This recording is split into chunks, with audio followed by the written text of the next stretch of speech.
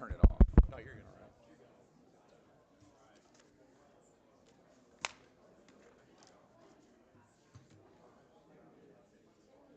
Good morning, everyone.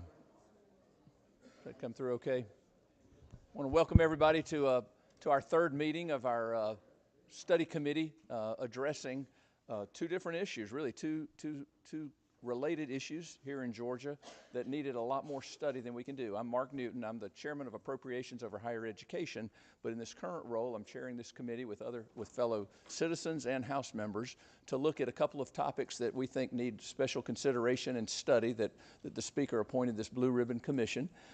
Welcome to our third meeting. We did have one in Atlanta, one in Augusta, now here in Macon, and we're real grateful to be here in Macon, looking at the challenges and the opportunities that there are, both with medical marijuana on the patient and the doctor side, but separately also looking at the hemp-based consumable items, whether it's gummies,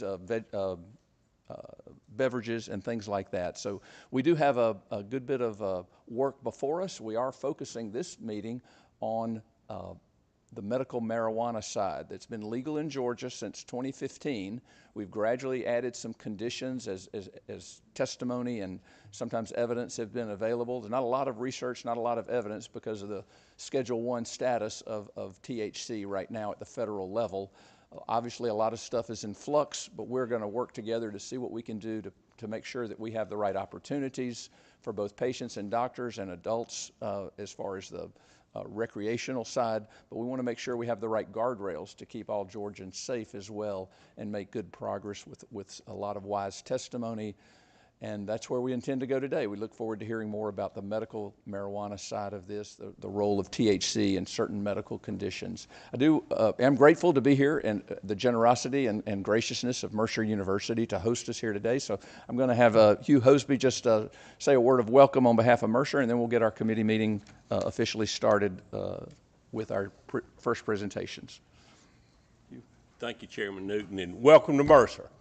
The president was conflicted this morning, and you're stuck with me welcoming you, but we're always glad that the Speaker and the House and the Senate both, when any of y'all's committees want to hold committee hearings, we'd love having y'all on campus. We try to make it hospitable and easy for you. I hope Graham will agree with that. If there's anything we can do for you, I'm going to be real quick. I know we've got several Mercer alums here. We've got Mayor Miller, that's a Bear, and former Senator Hill's a Bear, and Chairman Newton had a son that graduated from medical school here. Let's see, who is anybody else? I'd just like to know who else is either an alum, Howard C. There you go, or had a child that went to Mercer. Well, somehow or another we missed it because almost 90% of our student bodies are made up of Georgians, believe it or not. And I'm going to say one thing, and whatever it's worth, we're the oldest continuously operated university in the state. And I went to University of Georgia too, but Mercer did not stop during the war between the states, World War I or World War II. We continued to be, so we got that claim and we're sticking to it too. If there's anything that we can do for you, I hope somebody will let us know. There'll be people checking in, Graham, if you need them. Just thank you for coming, and I hope y'all find some enlightenment today in what you're searching for. Thank you for coming to Mercer. Thank you, Chairman Newton, for doing this. Thank you. Thank you. Appreciate it. Thanks to the entire Mercer family and all of us who care about it and for what y'all are doing, both medical and as a longtime university here in Georgia. We're going to go and get started with our first presentations. We do have an agenda for those.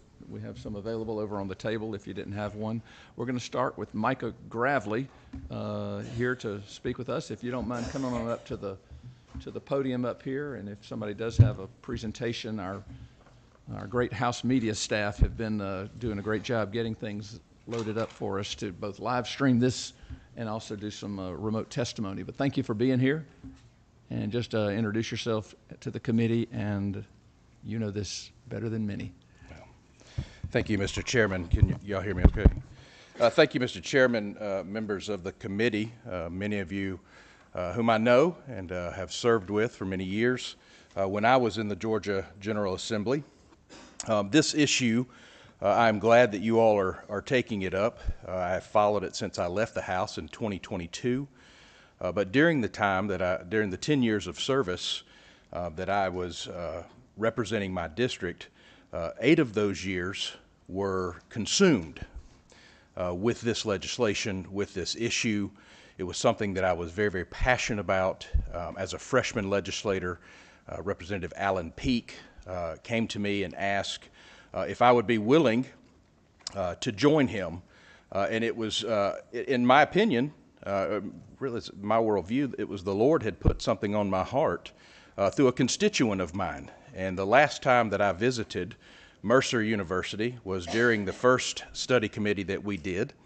I met a gentleman by the name of Captain Chris Clark, who was a member of the Atlanta Police Department in the Narcotics Division out in the parking lot, and we walked in together.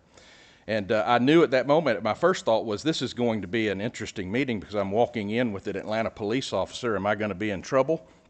But I soon found out that he was here to advocate on behalf of his son, Caden Clark, who became a dear friend of mine, and I still keep up with them today. I want to, if you will indulge me, briefly take you back to 2015 when we did, in the House, passed Haley's Hope Act. We went back and forth a few years. We finally got access to the oil. But in 2018, I don't think anyone knew that the Farm Bill at the federal level would actually, in a sense, legalize marijuana. That was not what we were trying to do in the state of Georgia, but in 2019, we passed Haley's Hope Act. It was a diluted bill. It was not everything that we wanted, but it was something. It allowed folks to be able to get a little bit more than having to go to other states, having to transport and move their families to Colorado, which many of them were doing. Some of them are in this room this afternoon. In 2022, the licensing came about. There were protests to that, and that's not unlike any other state. Other states that passed legislation like this, there were protests. But we were among the first of the southern states, really, to endeavor upon this. And we did that. Go ahead. Excuse me, the protests were from other businesses because they didn't get a license. It was not a public protest, right? Thank you. Thank you for that clarification. Right. It was just businesses competitively jousting. That is correct. And thank you, because that bill did have wide support from constituents across the state. And it wasn't like that. That happened in other states as well. But we were among the first in the southern states to really go after this. We weren't the first to pass the bill like that because we were basically changing the code section from 1979 when Georgia actually passed the first medical cannabis. Virgil Naves out of Fayetteville, Georgia did that. It was based on the testimony of Mona Taft, who had advocated on behalf of her husband, Harris Taft. George Busley was the governor. I believe Zell Miller was the lieutenant governor, and Tom Murphy was the Speaker of the House. I've got the AJC article in my office. So we were essentially kind of picking up where they left off. But I want to say during that time period, and really why I'm here today for whatever testimony I can provide, is that I've continued to keep up not only with this legislation, I've continued to look around what other states are doing. I've visited other states, and I continue to keep in touch with patients. And interestingly enough, I've had patients in the last couple of months reach out to me personally and ask, Michael, I've been diagnosed. One specifically was one of my big supporters in Paulding County. She reached out to me last Monday and said, Mike, I've been diagnosed with breast cancer. I supported you on this effort, but there was never really a need. Now I'm in a position where I've asked my oncologist, and my oncologist said, yes, that would be something you might want to pursue. Here's the unfortunate part. On the registry, it's classified as cancer end stage. So she's not yet eligible. That's something where, imagine this, imagine suffering from migraine headaches, and you know that there's a medication out there that can help you, whether it be from a pain perspective or however, to calm or to soothe the process of having to go through a migraine. Those that suffer with migraines know that the migraine's coming on a couple of days before. And if you had something to say, well, I know it's coming on, I know that this right here is going to help me, but I've got to wait till that migraine is in full-blown migraine pain and distraction and frustration to where I can't even walk into a room with lights on. That's when I can take that medicine. As opposed to, you know what, I know it's coming on, why don't I go ahead and do it now to ease that process? The same that I had, the same conversation I had with this lady in Paulding County. She said, can I not take this now? And if I was going to take it, where would I get it? How do I sign up? I sent her the registry, the commission form that goes through the process of getting her card, or at least to start looking into that. I let her know that we have 6 licenses in the state. Only 3 of them are operational, and 2, I think, have cultivation centers. But here's where you would have to go to the dispensary. And this was her response. Well, can I just go to the Shell station down the road? I saw that they had some stuff, and I could use that, couldn't I? And I guess why I'm here today is we spent 8 years working on legislation for patients in the state of Georgia to get safe, lab-tested, pharmaceutical-grade medicine. At least our law recognizes that it has medicinal qualities.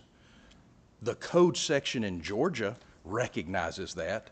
The code section in Georgia also recognizes 6 licenses that are allowed to grow it, to cultivate it, to produce it here in the state of Georgia. And a patient's asking if she can go get something off the shelf at a Shell station. And my first thought was, well, what did we do for 8 years?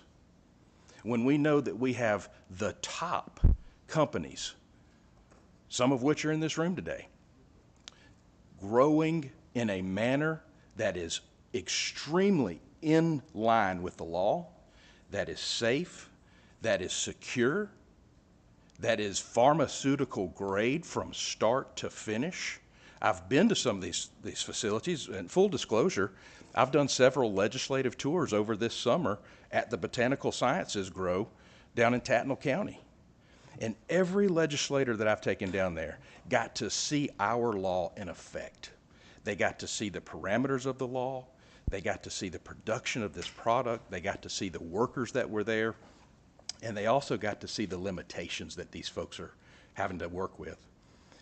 During that time also, we've got other states. As I looked around and I was explaining to the legislators that have joined us on these tours, that other states that didn't start when we did have now surpassed us. They've now surpassed us. I've got a map here I want to hold up, and I can pass it around, but this is a map of states that allow inhalables in the green. In the red, do not. Now, the oncologist, I can pass that around if you want me to, Mr. Chairman. The oncologist that this cancer patient I've been talking to in my community said, I 100% believe that this will help you. I 100% believe that it will take care of some of the pain that you're going to experience on chemo. And to that effect, I want to take you back to 2017 when the chair of the oncology department at Emory University, Dr. Cynthia Wetmore, some of you in this room were in that testimony, had been working in cancer, specializing in cancer medication, how to treat it for 35 years. And she said that every medication that we have ever introduced, tested, whether it be through double-blind placebo, whatever it may be, the patient rejected it. Until a few days later, and then the body absorbed it and recognized that it was there to kill the cancer.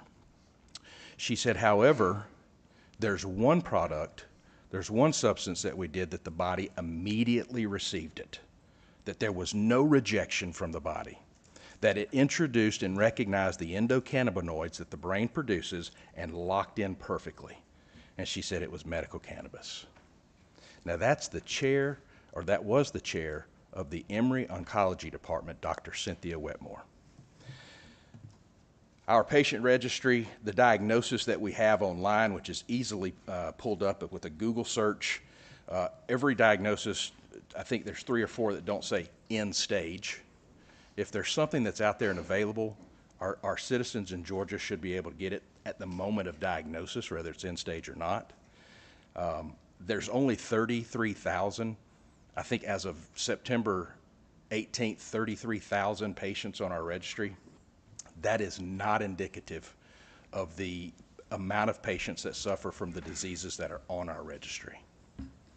I think compared to some of the other states like Arkansas, Utah, that mirror Georgia in makeup, whether it be socio-political, whatever it may be, these states have surpassed us in what they allow their patients to have access to, potency levels, inhalables. They're also, if you'll remember in the bill that we passed, there were 2 things I think that were vital. They were removed, and I think that they would have been very vital for our patients in the state of Georgia. And we wanted to work congruently with law enforcement. We had in that bill that each licensee could prop up an education center, that these centers would not have any product, but that they would be there for the public. If someone wanted to walk in and get educated, they could speak to a licensed pharmacist or they could speak to a professional and just ask questions, and they would be able to get information. That was struck from the bill. I don't know why that was struck from the bill, but it was. The ability to advertise and to market was struck from the bill. So today, we still have patients in this state that don't know that we have a program, that don't understand how to become a part of the program, even though they are eligible under our law to be able to receive, to be able to get a card and to go to a dispensary and receive product, to purchase product according to their diagnosis, which is recognized under our law. They don't know what to do. Now I'm going to conclude it with this.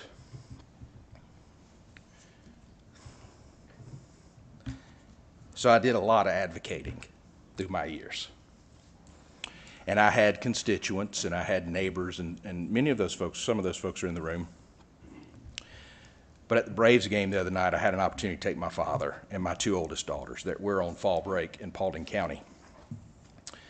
And my father, he's like, I want to go to a game at the Truist Park.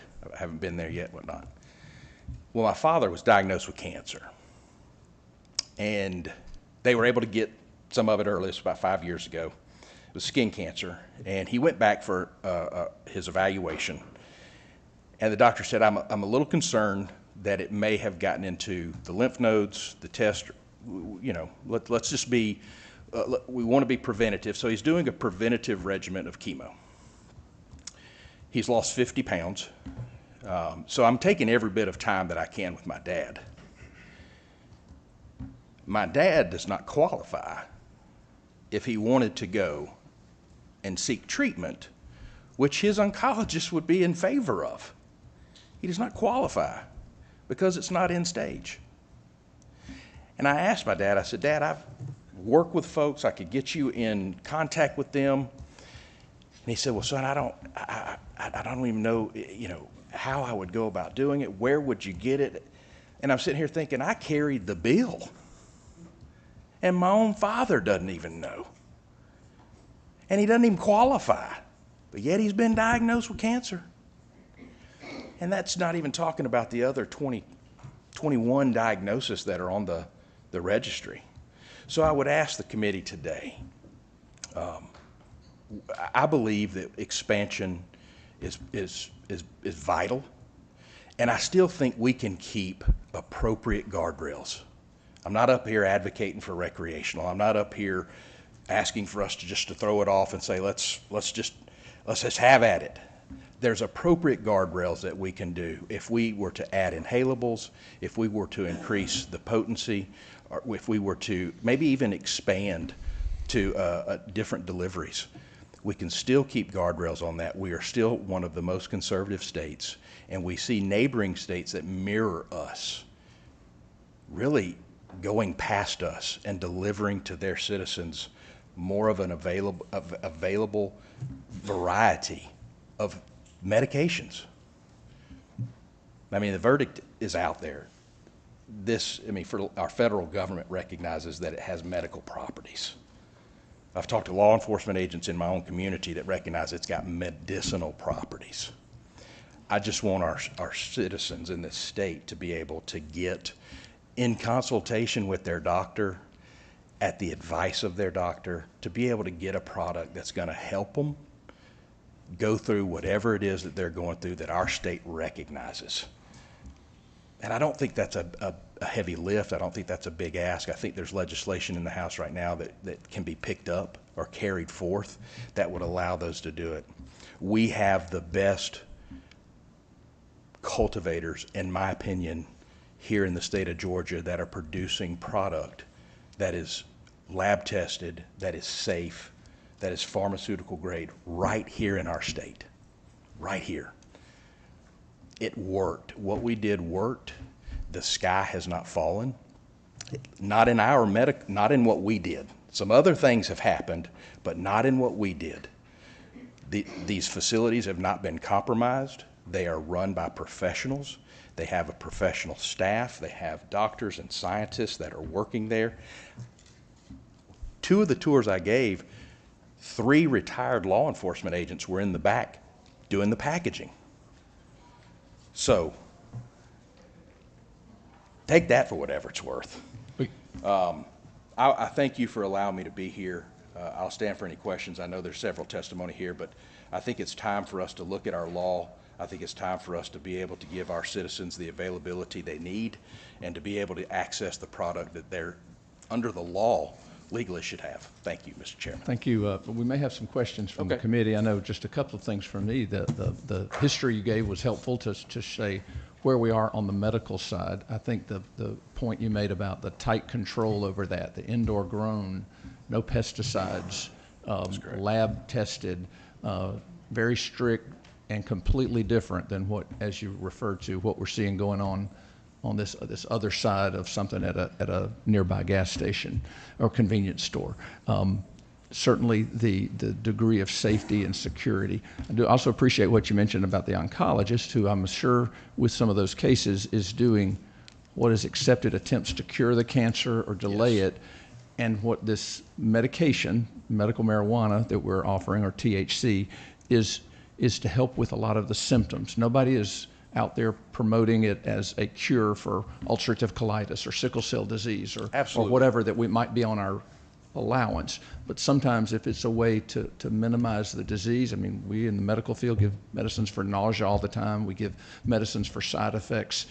And if it can help alleviate some of the side effects to help somebody's life be better during their other medical treatment that might be shooting for a cure, I think it's, you raised some great points on what ways we may need to be looking at to allow the medical side under doctor controlled and patient care, whether it's inhalables or whatever. I think that might be something we want to look seriously at. Is there anybody on the committee who has a question? I have a question. Go ahead. Do I hit the button? Yeah. Representative Smith, go ahead. Good to see you, Micah. It's good to see you, Representative. Good to see you. Based on your knowledge of the state, what would some of these guardrails look like?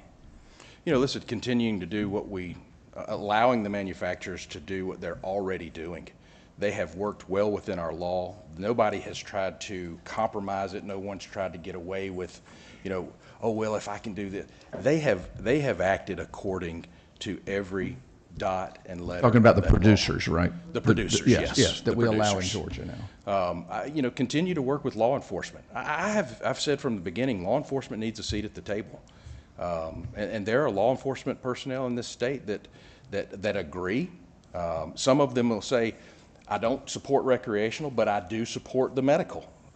Some of them have said in my community, I'm active with the cultivators. I have an understanding with them.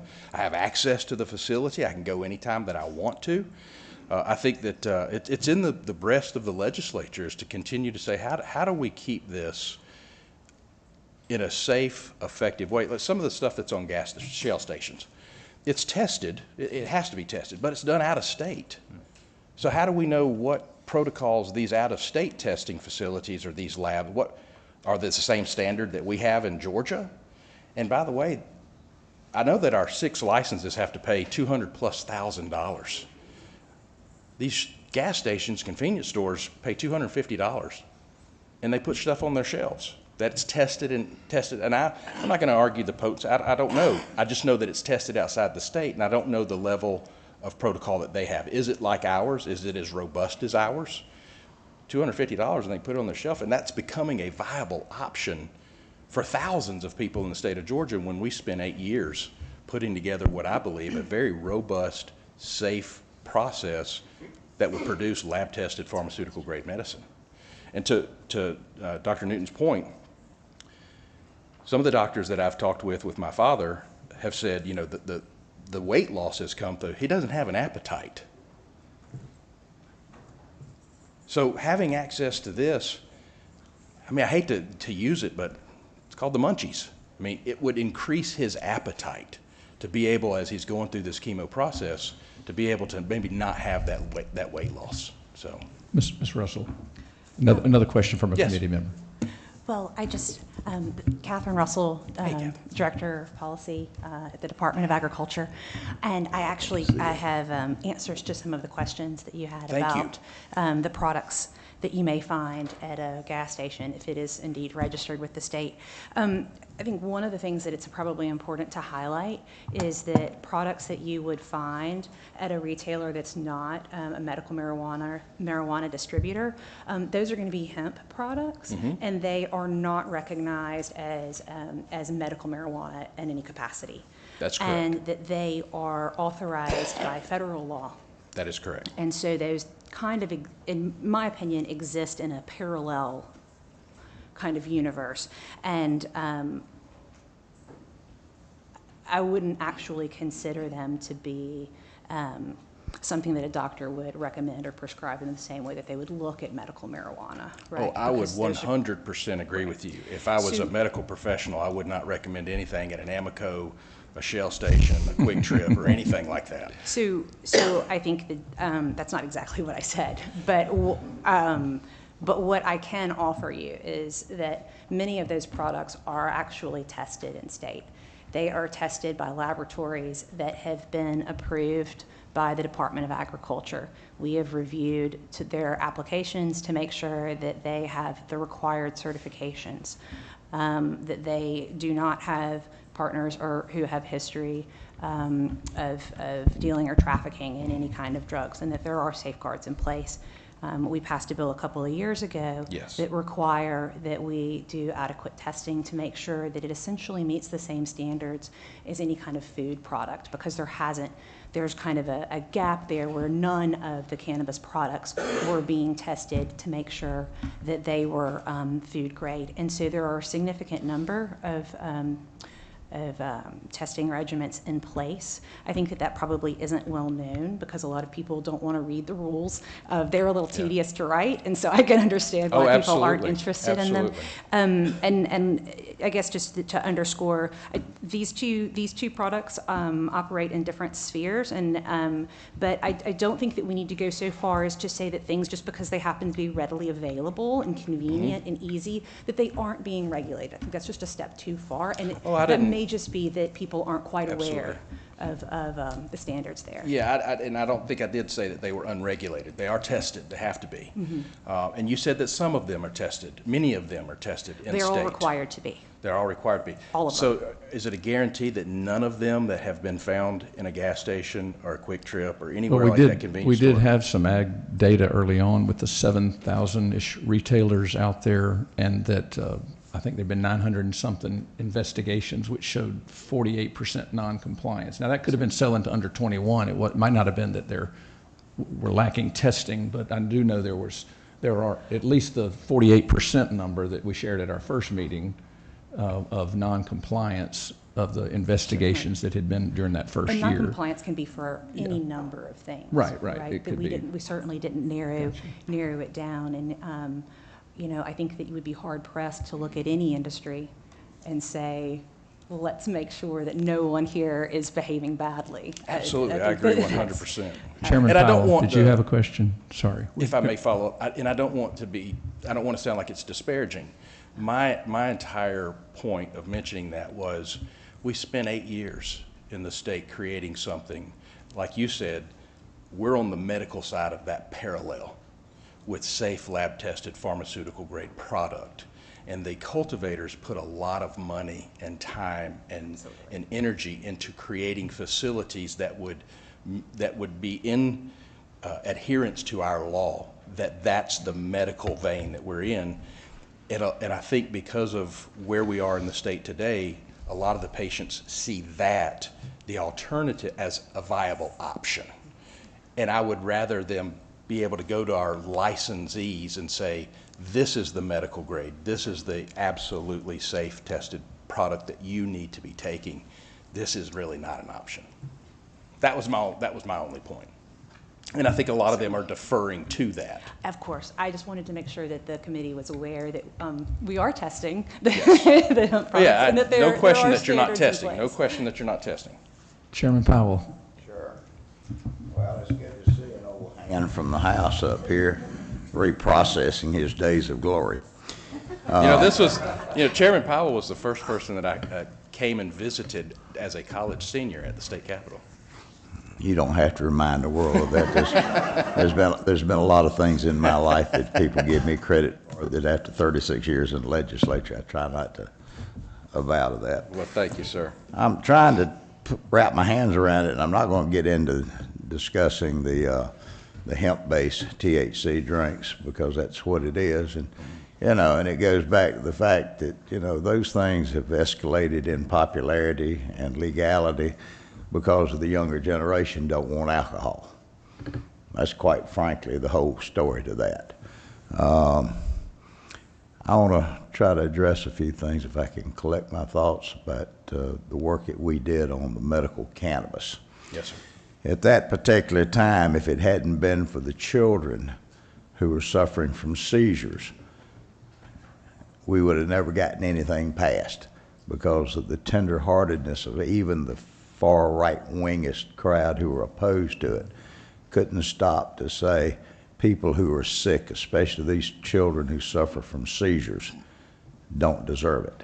Is that not correct? Yes, I would say that Is was it not a major also push. correct that what we did at that time, we passed a flawed bill I would because we agree. were dealing with a Senate at that particular time and some of our own members in the House who were absolutely petrified that by legalizing and the process of licensing and stuff, that we were going to get into the next step toward legalization. Is that not correct? That is correct, yes, sir. So would you not say, and I think I heard in part of what you're saying, that we've got a flawed system?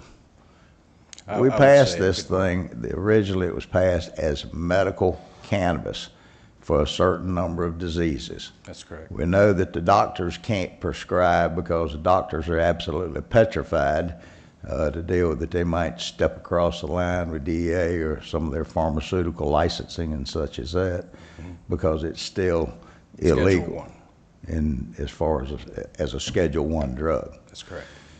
So would you not say that if we're going to cease being hypocritical by calling it medical product, that we need to step to the table and those people who have bona fide illnesses? You talked about your father. That's correct. I talk about a lot of things. What got me involved, and I was chairing public safety at that time, but I got involved because of some people who had issues, not just the veterans, but those children that we talked about, that the parents were at that time were having to take an apartment, if they were able to go to Colorado, and the parents were swapping back and forth every month who stayed with the child. That's correct. And this is what the purpose of what we had passed was. So would you not think that it's time that we clean up some of what we did, somehow to see if we can bring the medical community into this, while they may not prescribe maybe a recommendation or something, as far as to be able to recommend the delivery system or the dosage or something. Because is it not true that the most prevalent illegal substance sold today is street weed?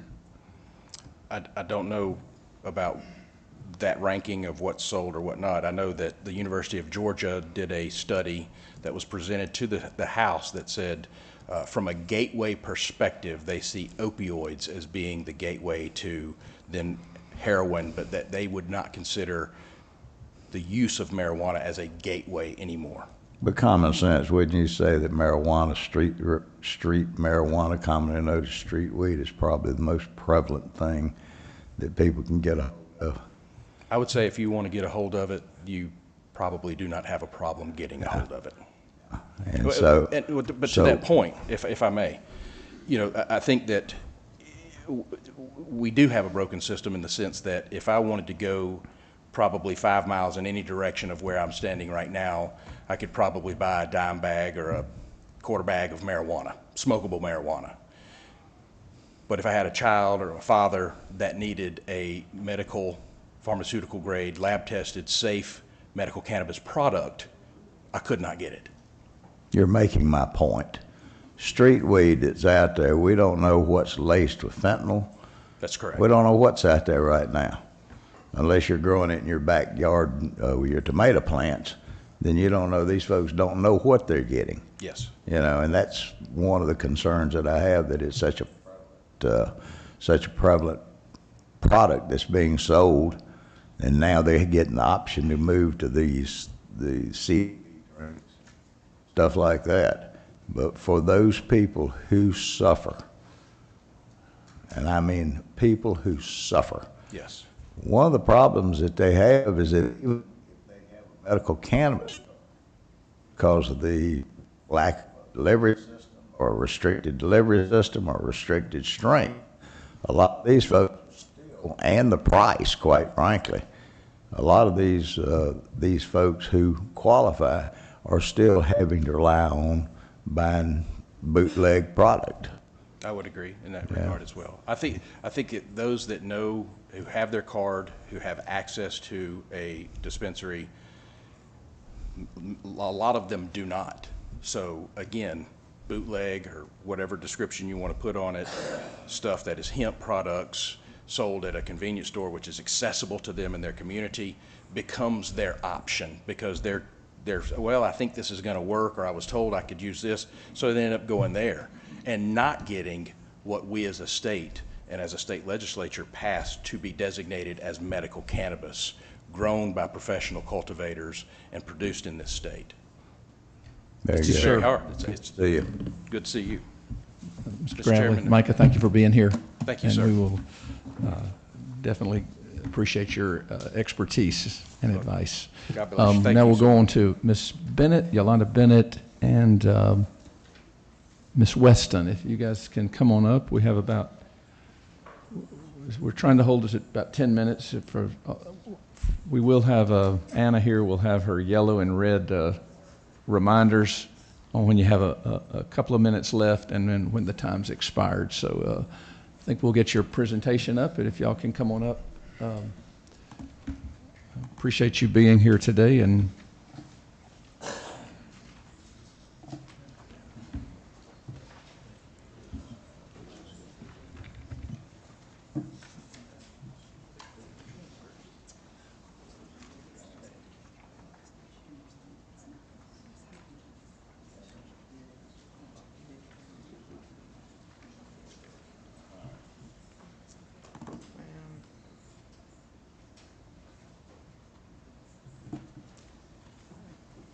This one?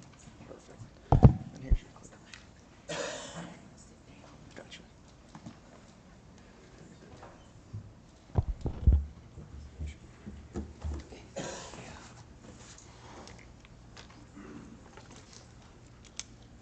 thank you. If you could just introduce yourself and Sure can. Hey, thank you for being here. We do have Anna with her reminder cards here too, as well.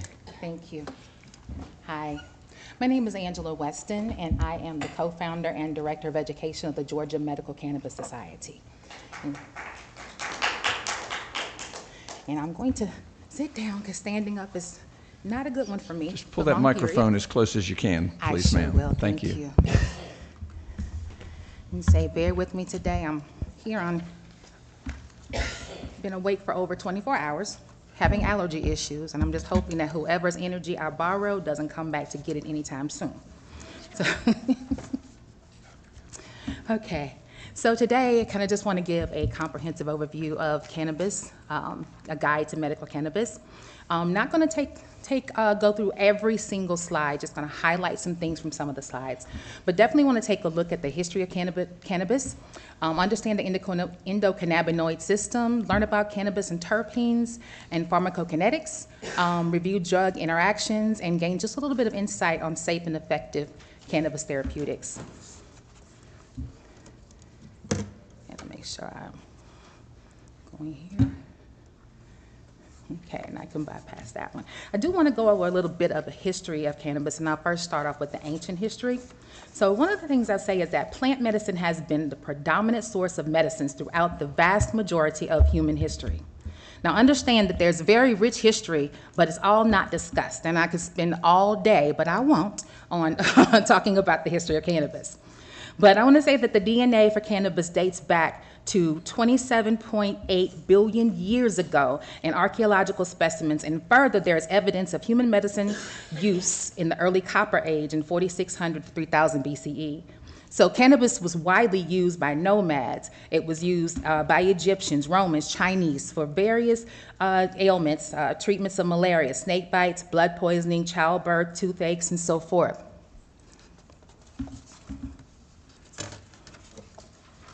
Now, moving forward just a little bit, I want to look at some modern history. There are some things in here that were very important to me. We have done an about face. There's from the practice from historical use. So in 1943, cannabis was removed from the U.S. pharmacopoeia, and physicians were prohibited from prescribing. So now you know now that they cannot prescribe it, they can only recommend. But up until 1943, it was in that book that lists all the drugs that providers are able to prescribe, and it was removed in 1943. And one other thing here, in 2003, the U.S. Department of Health and Human Services was issued a patent for cannabinoids as antioxidant and neuroprotectants for chronic neurodegenerative disease. Now, this is the great hypocrisy to me. The FDA holds a patent while it still maintains its Schedule I classification. Now, I'm not going to go completely over the endocannabinoid system. I know that you've heard about a lot about it from time to time. You've heard about the CB1 and CB2 receptors. You know that ECS is the homeopathic physiological regulator for controlling sleep, mood, appetite, and etc. But I do want to talk about the types of cannabinoids. We have the endocannabinoids, and that's here, the endocannabinoids. Those are the ones that our bodies actually produce, which are anandamide and 2-AG. Then we have our phytocannabinoids, which come from the plant, i.e. THC and CBD. And then, of course, you have your synthetics. Now, there's always a lot of talk about, of course, THC and CBD, but there is not enough talk about the minor cannabinoids that also contribute to the way cannabis interacts within our body. The less abundant minor cannabinoids can interact or synergize with one another, modifying the results or the effects. And here you have a few of those that are out here, the CBG, the THCV, CBC, and CBN, some of your minor ones. Now, I'm painting a story here. So the next we have is the terpenes going with cannabis. And your terpenes are found in all plants and are a high abundance in concentration within a cannabis plant. Now, although the amount of concentration of terpenes vary from plant to plant or between chemovars, terpenes are in high abundance and concentration in cannabis, and they play a significant role in the entourage effect, the synergy between cannabinoids, flavonoids, terpenes, and other cannabis compounds that help produce the therapeutic effects of cannabis. Now, this is what the entourage effects looks like. When you take a look at this picture here, you'll see the flavonoids, you'll see the cannabinoids, and you also see the terpenes. These work together. Cannabis is made up of a number of compounds, including those cannabinoids, terpenes, and flavonoids, that's believed to act together, and that's what creates that entourage effect. This is why it's so important for us, excuse me, to be able to have the whole plant. Not just THC, not just CBD, but the entire plant. So in my opinion, just taking a look at that, think of it like this. So Allowing me to only have THC and CBD is like saying I can have spaghetti noodles without the sauce. That doesn't work together. You know the sauce tastes better when you have the noodles along with it.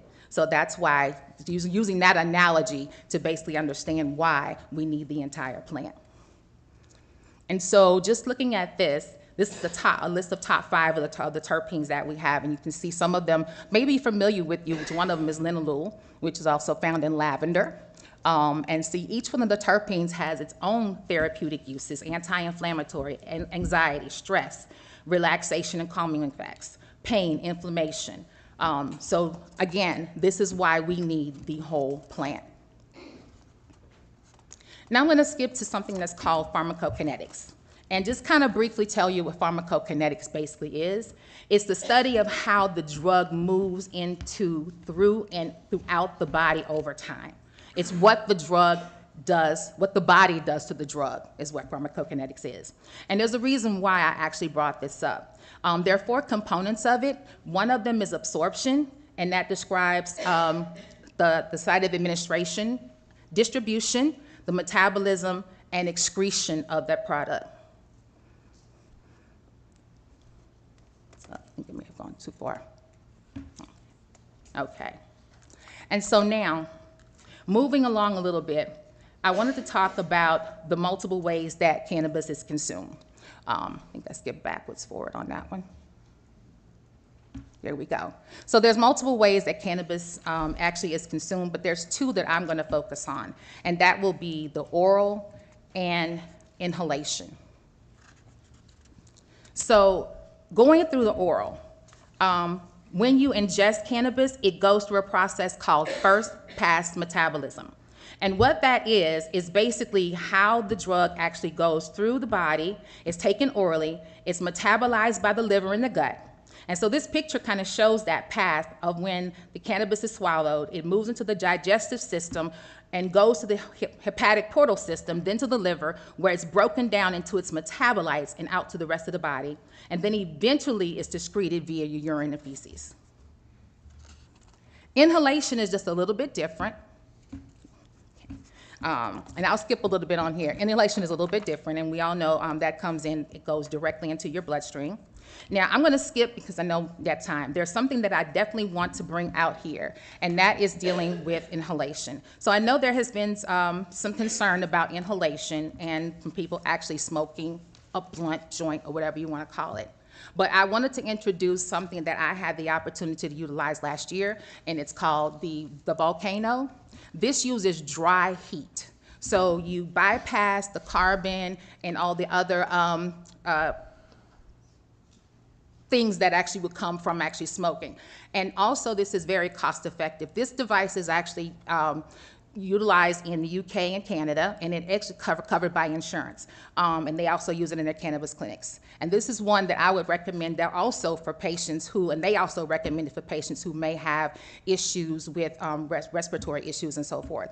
But it does not burn. It actually uses dry heat. And why I say it's also cost effective, because once the cannabis is actually decarbed in this device, patients can actually use that in their teas, their tinctures, making products of themselves at home. So it's more like they get an opportunity to inhale, but also use the product afterwards instead of it burning away.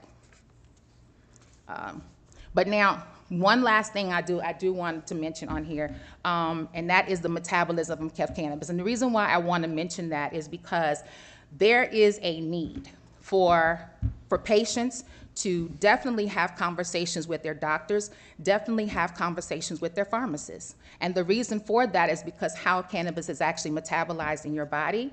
By using the well, it's called CYP 450, and that's actually the enzymes that's in your liver that helps to break down the cannabis. And I'm trying to move to that slide so you can actually see it if I didn't pass it up. But the reason why I'm bringing that down is because those same enzymes also work on other drugs in your body. So about 60% of the drugs that we take are broken down by these same enzymes, which means if you're taking cannabis at the same time as you're taking those particular drugs, there can be an adverse effect on that other drug that you're taking. So because that enzyme is breaking down, the enzyme that's used to break down one medicine that you're taking also breaks down cannabis, it could also increase the toxicity of that other drug because it's breaking down the cannabis but not breaking down the other drug. So now you have an abundance of that other drug in your system that can cause problems. So I definitely wanted to bring that out, and one of the reasons why I say that is very important for patients to have that relationship with their doctors and with the pharmacists as well, so they can understand what other drugs they're taking or that they're prescribed along with the cannabis to make sure that they don't have those adverse effects. And so, and I'll end there. And there's a lot more, so definitely you can reach out to me. I can pass my information. I'll be happy to go over this with anybody. We're also going to be having what we call master classes, where we teach this information online and in person. And we also, at this point, too, have 2 students from the University of Maryland, which is where I graduated from as well, in the master's program in cannabis science and therapeutics, who's working with us through their capstone for more provider and patient education, so we can go out within the community and educate patients and providers as well. Thank you for your testimony. The handout you gave us is helpful too. Is it available on a PDF or something to where somebody didn't want to have to enlarge the print?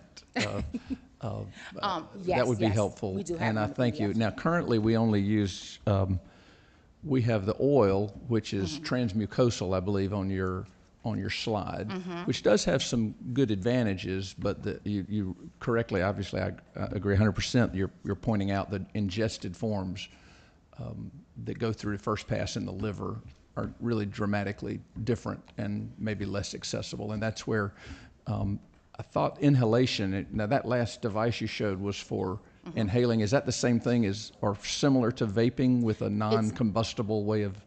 It's a vaporizer. Yeah, Okay. you probably couldn't see it in that picture. There's a little bag that's above it. Well, that's above it where the vapor goes into. Okay. And then from that device, you take it in from that particular device. Thank and then those you. little canisters also, that help for dosing, because each one of them, I think it's 0.01 grams that you can actually put in there, and you can actually have your doses set up for you when you want to use it, so it keeps you from overusing because you're using those little canisters that goes along with it.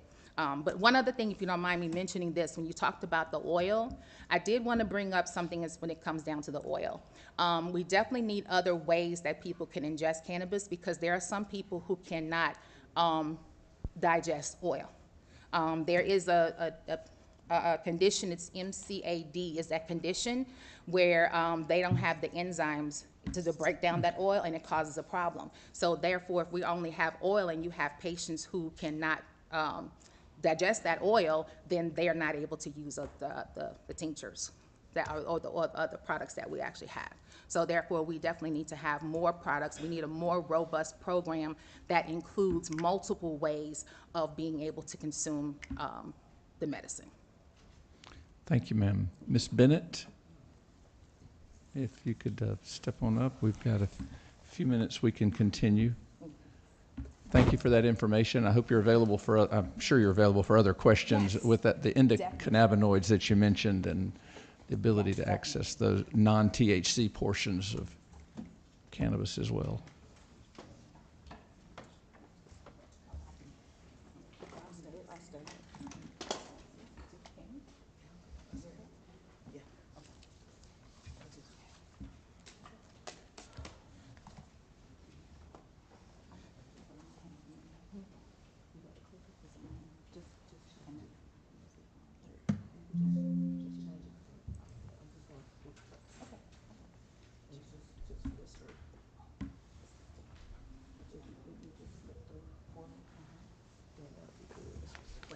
Oh, no. No. That's the one I was just And if you don't mind, we do have about 8 minutes left on this portion, if that's all right. Ms. Bennett.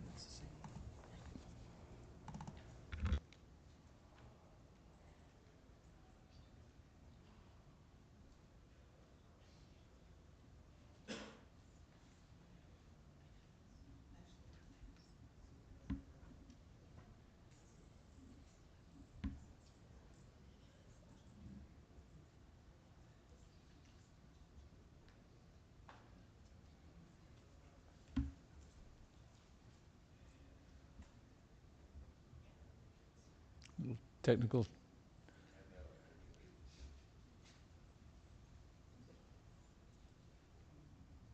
Looks like it's on there.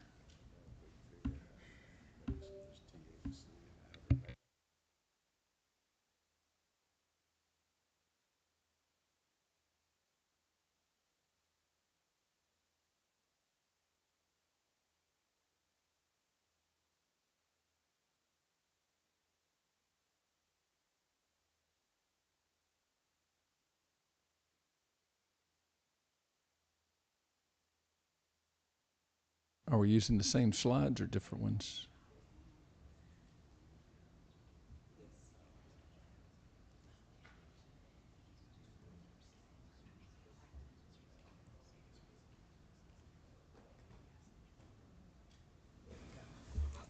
All right. Yeah. Thank you for being here, and if you could introduce yourself and go ahead. We will have the yellow and red cards as well. Thank you. Okay. Good morning, everyone. My name is Yolanda Bennett, co-founder of the Georgia Medical Cannabis Society. I am a former correctional officer, former trucker. So, of course, I had so many presentations. As you know, you probably received several ones. But right now, for this particular presentation, Mr. Chair, members of the committee, we came here with presentations, with data, with comparisons and charts from other states. We came prepared to show you what's possible, but I'm standing here now to give you something deeper than numbers. I came to give you the truth, because this is not just about legislation, it's about liberation. I am not a lobbyist. I'm not here to sell you anything. I am a patient. I am a survivor. I am a woman who had to crawl her way back from the edge. Not because the system saved me, because the plant gave me relief when nothing else did. I lost my health, lost my career, my lifelong dream of being a truck driver. Believe it or not, right? Ever since I was little, I used to watch BJ and the Bear, Smokey and the Bandit, and that's what I wanted to do with my life. I became fascinated. I knew that's what I wanted to do. The big rig life spoke to me. The open road, the freedom, the responsibility, and I achieved it. That was my dream. That was my identity, but illness took it from me. My wife, she had to walk away from her nursing career. She was going to school. She didn't have to work. I took care of her. And those of you all who know, if you're a provider and that's taken away from you, you should know what that does to you. You feel worthless. You feel hopeless. You want to give up. And that was me. My brother Kobe, he doesn't consume cannabis. He didn't know how sick I was because I hid it. I hid it from him. I hid it from my family. Because they called me on the phone. I'm sounding all bubbly, joyful. They couldn't tell till they saw me. It broke my heart to see the pity in their eyes. What they did, I tried to fight through it. My niece, just a kid. She was a kid. She never saw her T. She calls me T2. She calls me T2, and she never saw me in that state because she always saw me bubbly, moving. I worked almost 3,300, I drove 3,300 miles a week, Atlanta to Greensboro, North Carolina every night. That was my livelihood. She stayed with us that whole summer. She gave up her summer to take care of me. Then one day, I tried an edible. Yes, I did. I didn't know where to go get it. But I knew when I did try it that night, I ate it. The next morning, I woke up pain-free. Pain-free. It had been years since I've been pain-free. I was pretty much bedridden at this time because pharmaceuticals had taken me to a point to where I could not function. I was on 40 milligrams of high-dose steroids a day. Then one day, so we started the Georgia Medical Cannabis Society because we went to an event, a free event Dr. Hodge had, because that's the one who my brother Kobe came and found. He went to all these different seminars, found Dr. Hodge. Dr. Hodge is the one who gave me my first card. But I got the card, but I didn't have nowhere to go. I didn't know what to do, but I had my card.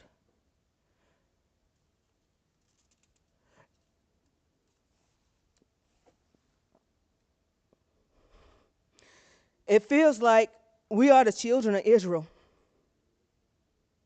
trapped in bondage, crying out for freedom, and like the Pharaoh, the hearts, those in power remain hardened. We come with evidence, and still they say no. We come with stories, and still they say wait. We come with pain, and they still say not yet. And we are tired. We are tired of waiting, tired of watching veterans die without access, tired of watching elders suffer in silence, tired of seeing kids denied life-saving treatment, tired of patients being punished instead of protected. We are tired of people being thrown into Georgia's crumbling prison system because a law has passed with no real access to the plant. We are tired of the cycle, and you know it too. You know, life was never meant to be lived like this. Now, here's a story. A 30-year-old, he was working in law enforcement for 30 years, a man who passed over 150 drug tests during his career. He lost his job over a test. One, no protection, no grace, no second chance. In Missouri, they passed laws to protect people's rights to consume cannabis off duty. In New Jersey, they did the same to protect people's livelihoods while honoring workplace standards. And I'm not saying those states have it all figured out, but what at least they started. Georgia started too, back in 1980. We were one of the first states to even talk about medical cannabis through research. But what happened? We got quiet. We got scared. We let the stigma speak louder than science. We let the fear drown out our facts. And now it's time to pick that fight back up because we don't just need permission. We need programs. We don't just need cards. We need compassion. We don't just need dispensaries. We need protections, affordability, and justice. And let me tell you, we have a plan. We got the framework, we've got the people, and we got the will. We just need you to listen, not with your ears, but with your hearts and your minds. Because this plant is not a loophole, it's not a street drug, it's not a trend. It is sacred, it is medicine. It is manna in the wilderness. It is the balm in Gilead. It is the healing God already gave us. And we've been denying it far too long. So like Moses stood before Pharaoh, I stand before you today. Let my people heal. Let the mamas heal. Let the granddaddies breathe. Let the veterans rest. Let the children sleep through the night. Let Georgia not be the state that waits. Let Georgia be the state that leads. We don't want to be high. We want to be free. Free to live, free to breathe, free to work again, free to hope again. And I say this clearly and completely. We are tired of waiting for a system that only serves some, tired of waiting for policies that leave people behind, tired of begging for basic compassion. But let me tell you this. You don't want to have to need this, but just in case you do, you want to make sure that it's available for you. Because when you're desperate, when you're hurting, when nothing else works, you'll remember this day. You remember my face. You remember what I said, and I hope you remember this. We're not asking for special treatment. We're demanding equal humanity. Mr. Chair, members of the committee, let Georgia rise up. Let Georgia reclaim its voice. Let Georgia say enough is enough. Let Georgia say, let my people heal. Thank you.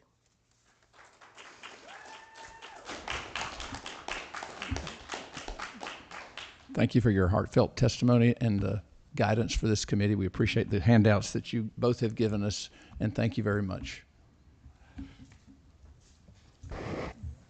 I'm sorry, we've got a quick question, Ms. Russell. Hi, For Ms. which, Bennett. for Ms. Yes, Bennett? for Ms. Okay, go Bennett, ahead. please. Thank you so much for, Pull it a little closer. there we go. Thank you so much for joining us, Ms. Bennett. I've been able to appreciate your involvement, as I know that you've come to talk to the department before. And you have had to fight your illness. You and I have spent a little bit of time together talking about these issues. I was curious if you would feel comfortable sharing with the committee if you had any suggestions for other illnesses that maybe people should consider adding to the list of. I know about 4 sessions ago, they introduced ulcer colitis, but it's still waiting. I highly recommend all conditions that a doctor recommends or deems suitable, because the only one that can deem that is the doctor, or, just like in DC, self-certification. Because since cannabis is a Schedule I drug, a doctor can only recommend. So what I would recommend, whether it be having a doctor, having a way to where you have both the patient have an opportunity to either have the doctor or self-certify. Also allow nurse practitioners, physician assistants to go ahead and recommend, because in other states they do that. Thank you. Thank you all. Okay, Once again, thank you, Ms. Bennett and Ms. Weston. thank you. Now we're going to ask Dr. Is it Terrell Newton, Medical Director, if you can come on up, and we will be getting your slides ready as quickly as we can.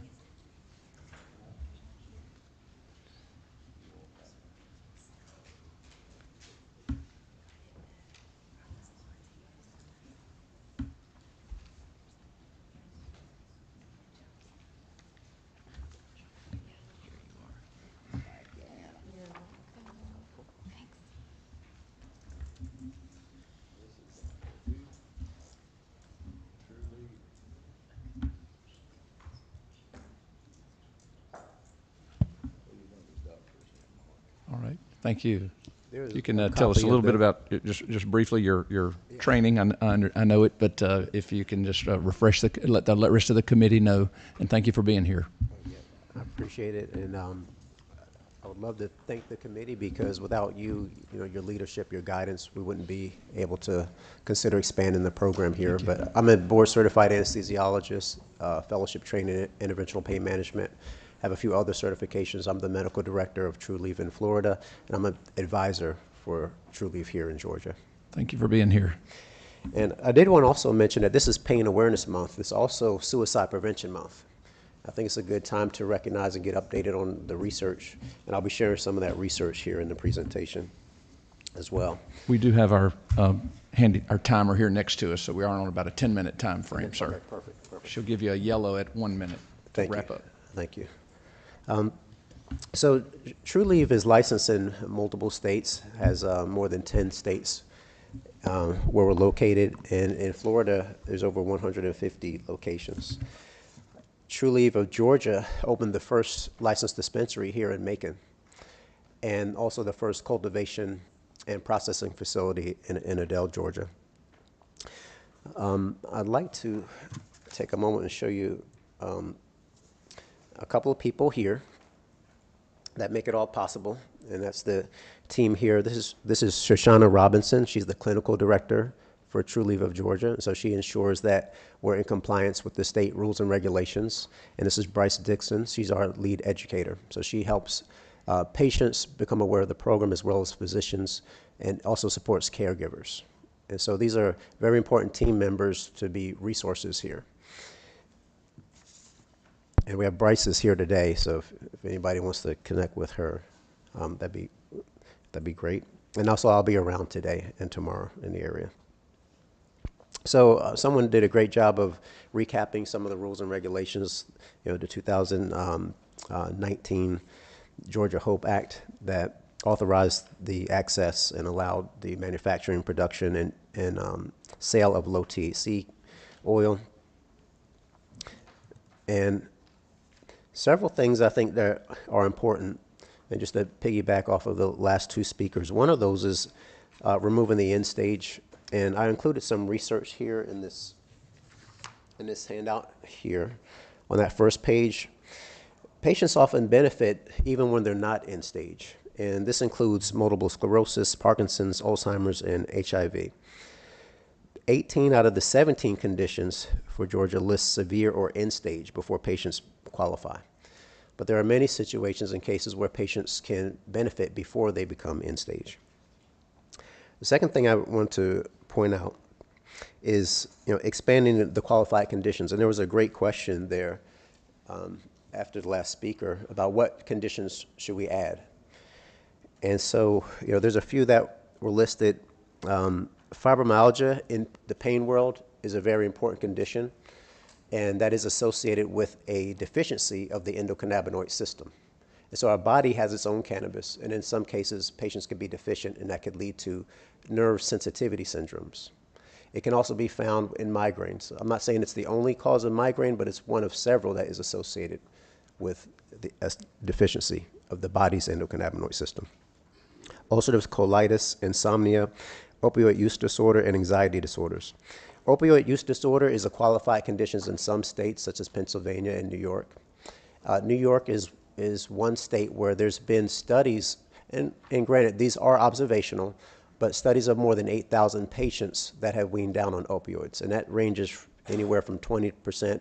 There's some states that have studies outside of New York as high as 64% reduction in opioid medications. Another way we can continue to expand the program is to remove the THC cap. Most states do not have a cap on the amount of THC. They often have a cap on the possession limits of different formulations of the medicine, but it's very rare for a state to have a cap on the percentage of THC. I have a couple of research studies I've referenced here, one in cancer patients and another one in patients dealing with pain and muscle spasms.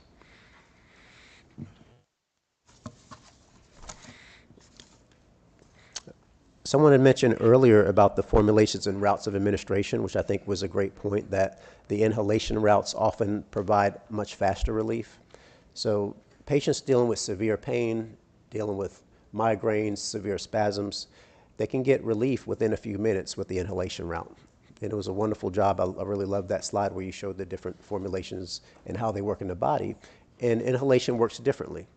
So as you mentioned, there's a faster spread into the bloodstream, and patients can often titrate it. So they're not waiting for the relief, but they know, okay, 10 minutes, 20 minutes later, I can get the next dose. However, with the oral route, it's going to take sometimes an hour and a half or 2 hours to get the relief, so the patient has some difficulty titrating it sometimes for the symptoms. There's also something called right to try. Right to try is, let me go to the next slide here. This is something in the medical field that we use, and it's primarily for end-stage conditions, late-stage conditions, and this would open up more flexibility for the physicians to give recommendations for conditions that's not listed.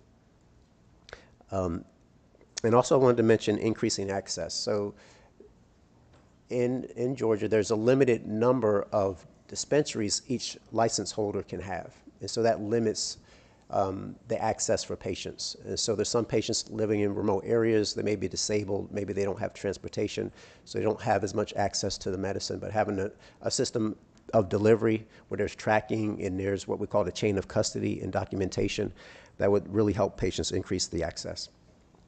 And I just wanted to conclude with saying, as we look at Pain Awareness Month and suicide prevention, that I think that as we continue to, get direct evidence from the patients, get the physician's point of view, and now I've added the research perspective on that second handout that you have there, I think we can come up with a great plan to continue to expand the program.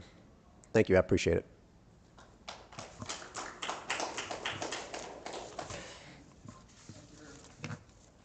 Thank you, Dr. Newton, for your presentation and your information. I know we have these, and I appreciate your list of potential recommendations. I assume delivery is prohibited right now. Is that correct? Yes. And are you advocating for is this like UPS or whatever, same way? Well, I mean, people do get their mail order. Yeah. Certainly, other than controlled substances, maybe that's the current thing. Is I know Schedule IIs, for example, I don't believe the mail order pharmacies do. Correct. If it's in the 0.3% and less, but with the chain of custody, it would be there's either one of two ways. One is the dispensary employees do the delivery. Okay. There are in some states they have a licensing separate from the cultivation. So you could have a company that has a license to deliver the medicine. And what's important is the tracking. So it's always tracked, every person that receives the medicine in that delivery process that they've signed, and we have documentation so that there is a tracking process for that before it gets to the patient. So that would be a direct delivery. Thank you. Are there any questions from the committee members? Well, thank you for your testimony. Thank you for the recommendations. I do know, obviously, the science has changed since the teens when we started our low THC oil. Even though we allowed thousands of milligrams to be in a patient's possession with the 20 ounces that were allowed of the 5%, I do believe with the newer ways, maybe instead of the 95% of non-THC, if that is the ingredient that is needed for the condition that we've discussed, I guess if you had a purer way to get it to them and with less byproducts and other items, that would be your contention, is that we need really not to talk as much about the percentages of a particular product, but the actual milligrams. I think you had there 5 to 15 milligrams basic, same way we treat every other medicine. It's primarily the milligrams of active ingredient that we're most concerned about. Is that right? Yes, and that would allow the patients to take smaller volumes of medicine, especially patients dealing with GI issues. Okay. Thank you for that. Yeah, we did have the liver discussion earlier, and thank you for we're getting some scientific education here, but thank you for your time, and thank you for coming here and testifying. All right, I appreciate you. I appreciate the committee. Thank you. All right, we are going to move along. If Mr. Turnage, thank you for being here today. We did mention, I think that slide did have a brief mention, I believe, of we passed a bill in 2019 and they opened their dispensary in 2023. So I know getting through the challenges of multiple businesses being interested, multiple providers having an interest, and also trying to follow. Sometimes we're not completely scientific at the legislative level, but thank you for your committee's work. Pass along our appreciation to those who've been committed to the process of getting this, on the medical side, getting this medication to ease symptoms, to help with symptoms in all those conditions and more. So thank you, and please proceed.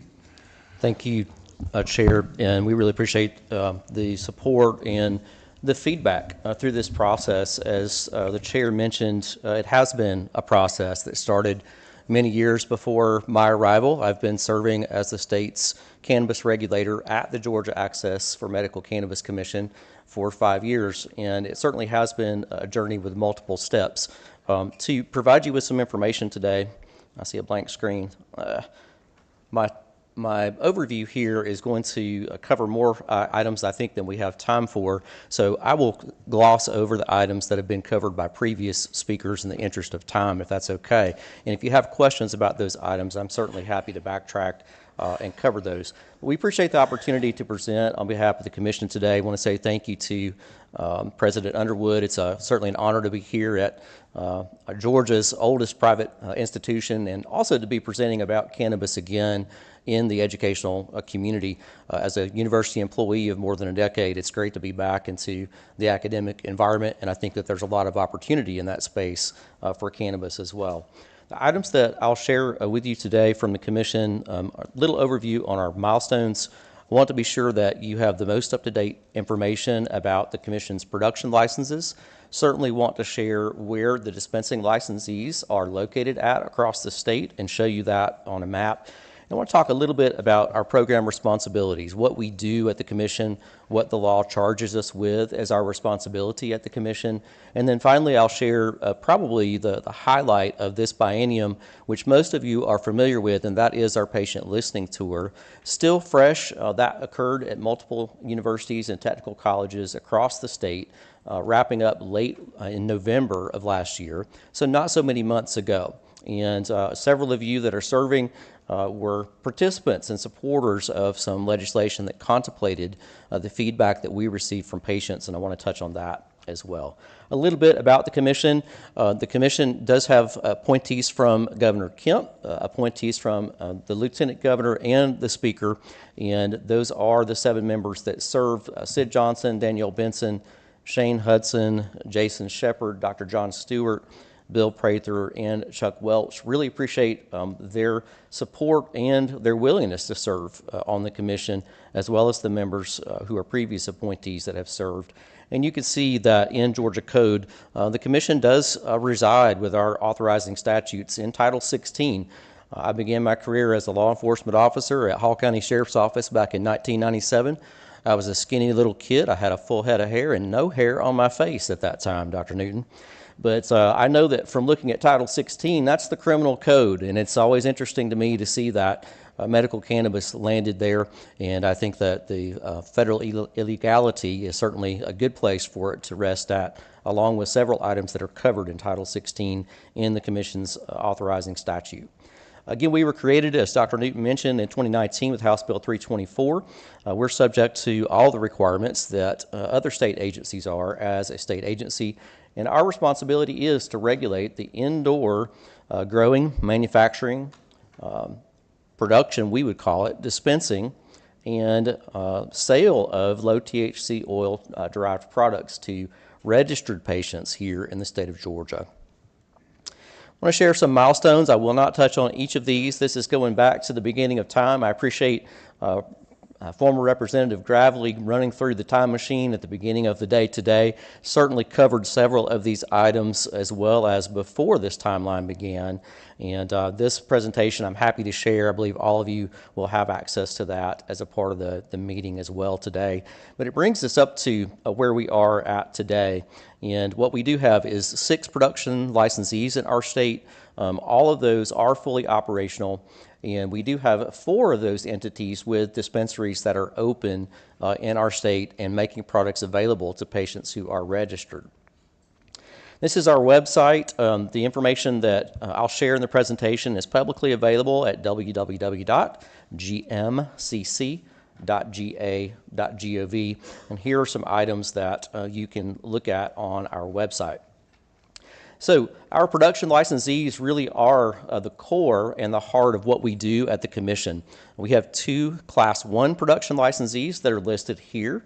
Georgia's first production licensee was Botanical Sciences, and the second was True Leaf Georgia. So we're certainly excited to see those as participants and presenters in the room today.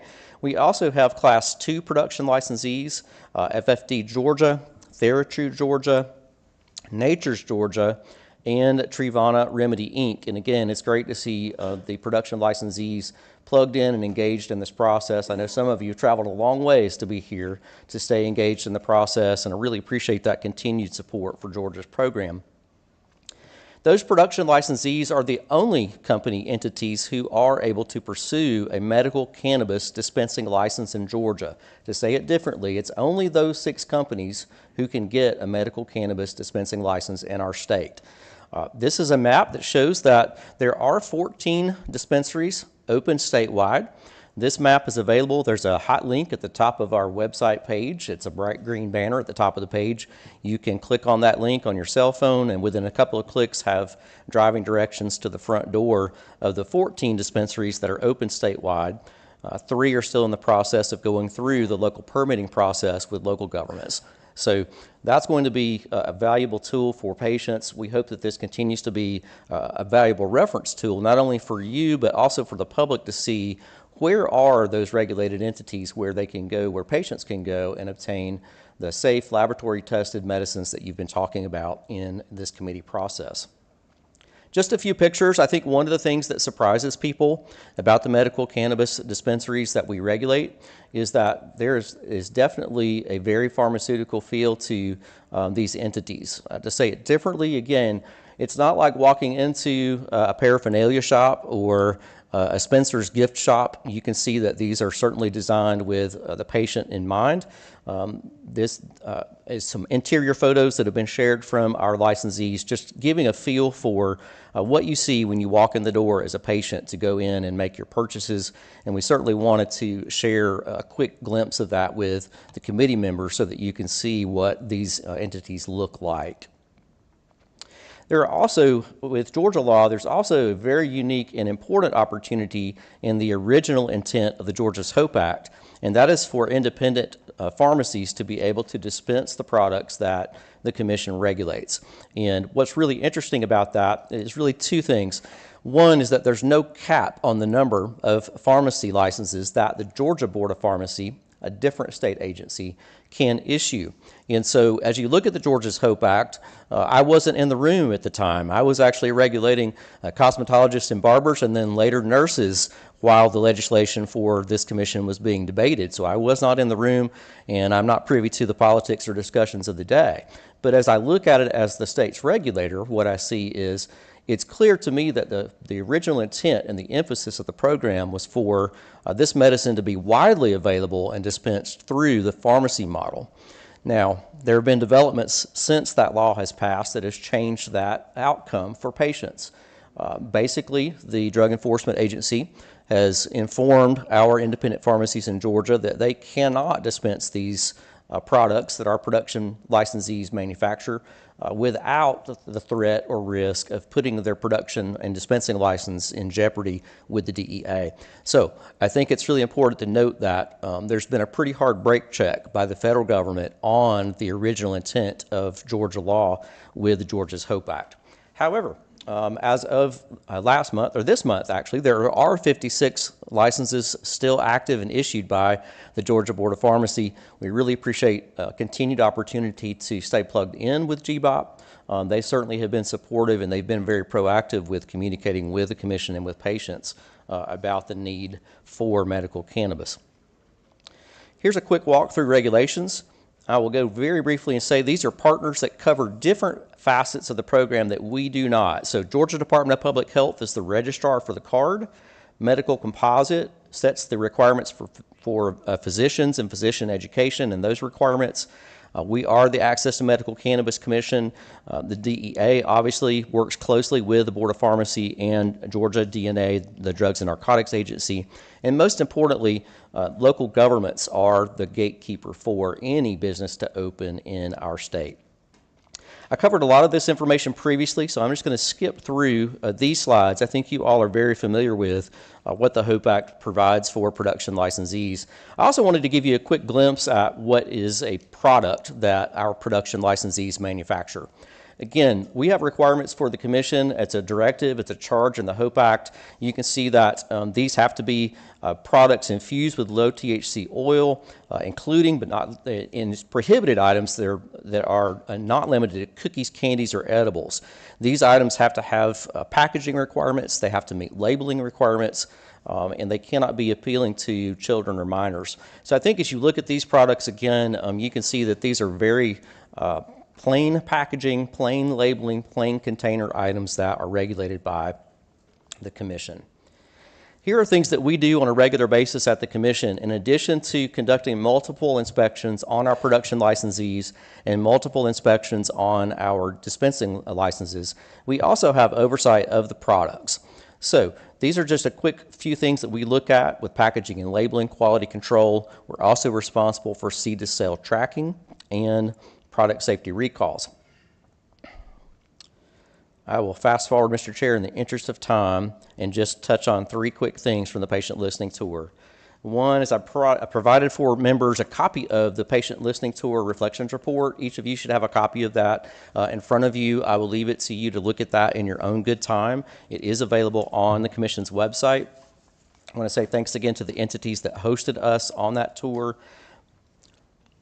And I wanted to provide the patient feedback. Most importantly, and I'll close with this, Mr. Chair, is this is not the Commission's position. What we provided in the patient reflections report is directly from the patients. And I hope it's safe for me to say that there are several people who came to speak to us at the patient reflections tour that are in the room today. And it's really encouraging to see that they stay engaged in this process as the General Assembly considers what changes may be needed with the medical cannabis program. But I simply provided snippets or cutouts directly from the reflections report that you have in front of you. And I have provided information that patients gave to us in their feedback about THC limits, about product types, and as well as other items that they asked for us to relay to the General Assembly as wishes and needs that they have for this program. So with that, Mr. Chair, I know that we're short on time, and I'll be glad to stand for questions, and thank you again for the opportunity. Thank you. You did have a full couple of slides there that are Yes, sir. that are still very educational, and, Yes, sir. and I'm glad we have our information from that listening tour. A lot of challenges. I'll check and see if there's any committee members with the. Yeah, well, I do want to thank you for that. Obviously, your commission's role is to implement the laws we've passed and not necessarily advocate one way or another. But but you can give us data and facts if it seems there's. I noticed you showed the products up there and the limitations that are in current law, and obviously those are things we're looking at on. Are there ways we could make it more accessible for individuals who need this? And certainly that's something we'll continue to look into. But thank you for being here. Thank you for having us. And again, my contact information, I'll be happy to provide that. And reach out anytime, members. Thank you for the opportunity. Thank you, sir. All right, if we can, thank you. Now we have our final speaker, and then we do have a good bit of public testimony. If Dr. Elizabeth Stoit, MD, if you could come on up, and we will get your program up there. And what's that? Oh, sorry, excuse me. So she's joining us by Zoom. Is that correct? All right, thank you.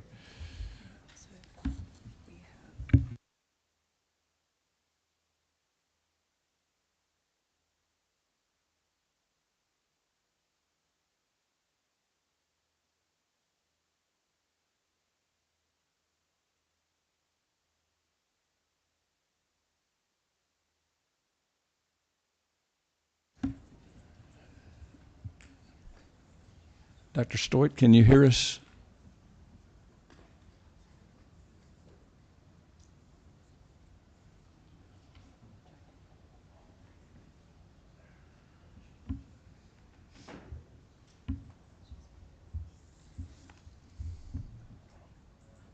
Thank you. Can you hear us?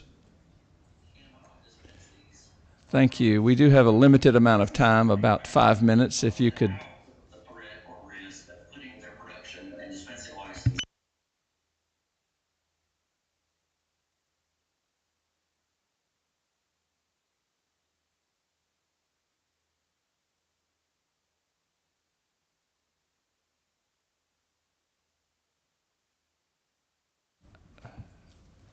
Dr. Stoit, can you hear me?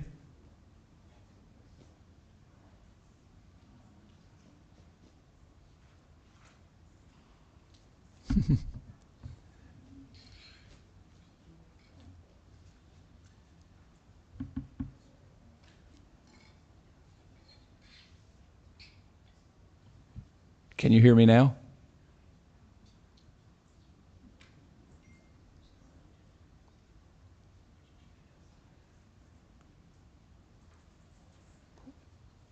Dr. Stoit, can you hear me?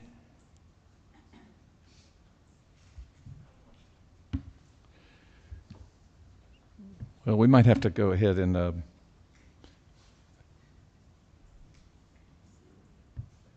you can send her a message. tell her to go ahead.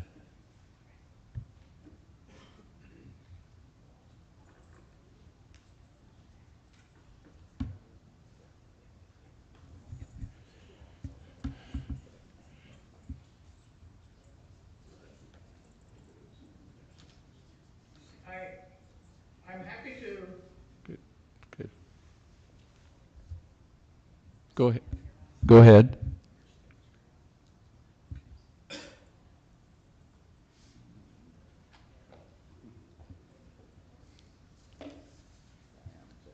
Good morning.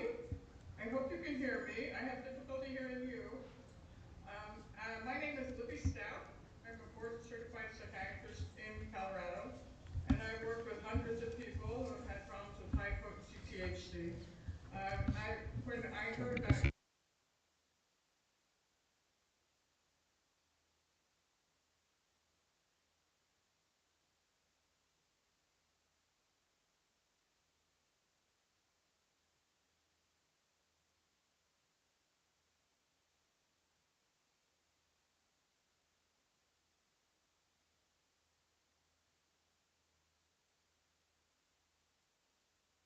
it was less than around 5%, which you have now, and there were no concentrates.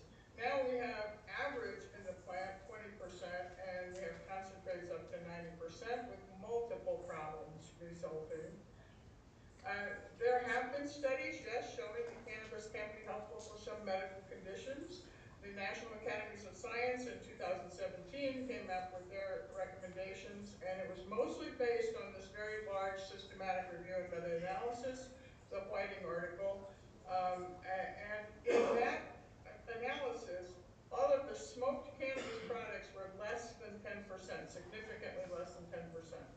Most of the studies were done on a drug that's not even available in this country called Sativex. There was a very interesting study looking at determining whether it actually helped with pain or not, where they were invited healthy adults to be willing to be injected in their forearm with capsaicin, which is the stuff out of hot peppers. Apparently that's very painful. And they found that when they gave them a 2% cigarette with THC, there was no pain benefit. 4% actually provided some significant decrease in pain. However, 8% resulted in an increase in pain or hyperalgesia. This is a researcher I admire. He is an anesthesiologist. He studies pain, and he also studies cannabis for pain. And even he says that the THC range supported by scientific evidence for medicinal purposes is lower than 10%. And then you can see in the blue area, this is where you all are currently, but if you get into the higher percentages, you start risking things other than being helpful. This same researcher went around the country looking at the different dispensaries, different places where you could buy cannabis. This is Colorado data, and it's basically showing that medical and recreational are virtually the same. All the products that are in the recreational market are in the medical market, and you can actually get higher amounts of them, and pretty much everything is greater than 15%. I think it's interesting to compare dosing. So we do have FDA-approved pharmaceutical drugs like Marinol, which is 100% THC, and the maximum recommended dose of that is 20 milligrams a day. The Sativex, which is available in most other places in the world, is a balance of THC and CBD, and it's the maximum dose that anybody got in any of the studies was 130 milligrams a day. If in Georgia you're really thinking about having 2 ounces as their 30-day supply and you increase that to 50%, that would be 945 milligrams a day that people could actually be taking, and there's no study supporting this. We know that when you increase the potency of drugs, you increase the addictive potential. We know that about all drugs. But now we know that about cannabis, because the old-time cannabis, less than 2%, was really not thought to be addictive. However, the increased potency, the higher THC products are extremely addicting with a very serious withdrawal syndrome that's very uncomfortable. This is a very large systematic review, meta-analysis of 14 studies looking at over 3,000 participants. These are people that use medical marijuana. And they found that 25%, or basically 1 in 4 of them, were showing signs of cannabis use disorder or addiction to cannabis, meaning that they are taking the drug, and that makes sense because when you use a drug as a medicine, you usually take it every day, if not multiple times a day. And if you do that with a high-potency product, which is very addicting, then you develop addiction to it, tolerance, and withdrawal. And then people think that the medicine is worn off because they're really experiencing withdrawal, which is irritability, anxiety, anger, can't eat, can't sleep, massive cravings for marijuana. And so this is what has happened in Colorado. We have multiple products available both in the medical and recreational dispensaries. Because they're allowed to be advertised and heavily marketed as medicine, people think they're safe. So we have increased problems with the youth with using, which is really dangerous because we do know from the endocannabinoid system that it plays a very important role in brain development. And so if you put THC in a developing brain, you can really disrupt that process, and the brain is not fully developed until age 25. We see that when you have higher potencies, and this is a study out of the UK, which was the first kind of landmark study, showing that higher potencies increase the risk. People using 15% or more, and this is adults, had 3 times increased risk of psychosis. If they were using it daily, they had a 5 times increased risk of psychosis. But if they were using the stuff that was less than 5%, there was no associated risk for psychosis. This study was replicated in multiple sites around Europe and 1 site in Brazil. They found the exact same thing, but now it is for 10% or more. So 10% seems to be kind of the cutoff, where below that, you're not going to see so many problems, but above that, you're going to start seeing more problems. We definitely have been seeing problems in adolescents and children in Colorado, and this is something you absolutely have to collect if you're not already collecting. And so ever since we legalized medical and then recreational in 2012, we've seen increased visits for adolescents, and most of these are behavioral health ones for psychosis, anxiety, panic disorder, and suicide. Then, of course, we see the same problem with young children, and these are kids that end up possibly intubated in ICU because of gummies. It's usually because of the edibles that they're getting hold of because they look just like normal stuff. We also see this as a very strong correlation with suicide. Marijuana has definitely surpassed alcohol as the #1 drug present in toxicology of teens who die by suicide. And this isn't just in adolescents, this is also in adults. This is a very large study of over 3,000 veterans showing that those with cannabis use disorder had significantly higher suicidal ideation and higher lifetime history of suicide attempts. This is a very excellent study that controlled for pretty much everything that can contribute to suicide. Then I heard one of your presenters already talk about this. This is a very important thing people need to recognize is the drug-drug interactions with cannabis. And somebody needs to be monitoring the physicians who are making recommendations so that they are absolutely checking into this. And we now have surgeons in Colorado who are basically refusing to do elective procedures until people quit using cannabis because of the fact that it makes it very difficult to put people to sleep. They require much higher levels of anesthesia, and it's very difficult to control their pain. Cannabinoid hyperemesis syndrome is another thing that we have seen dramatic increases in. It's a very rare thing, at least used to be very rare, but now it's very common. And it is something that happens when people are using higher potency THC regularly.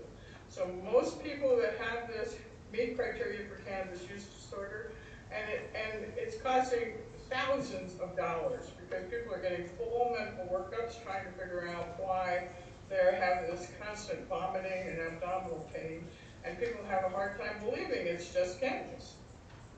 And so this is just a study that was done in Colorado showing that we had a 29% increase in people coming into the emergency room with these symptoms.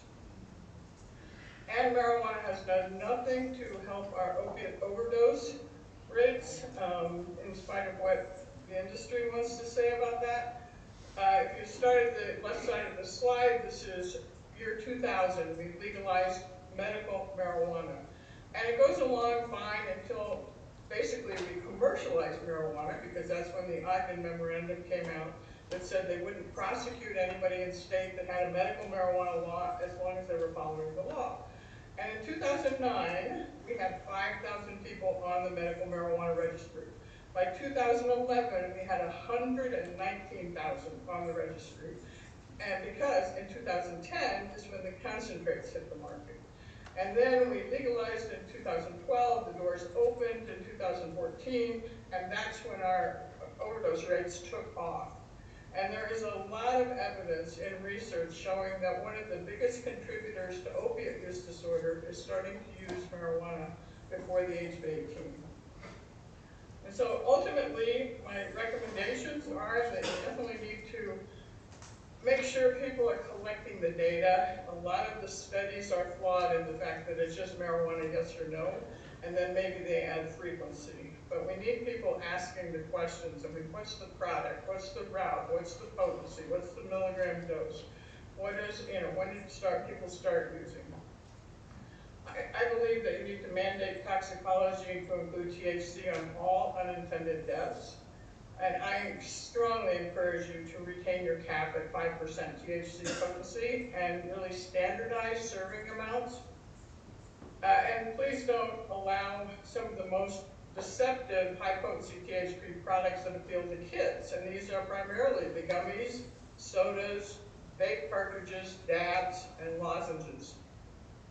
To me, the most important thing is you really need to treat medical marijuana like a medicine and require that the doctors or whoever's recommending it actually spell out what they are recommending.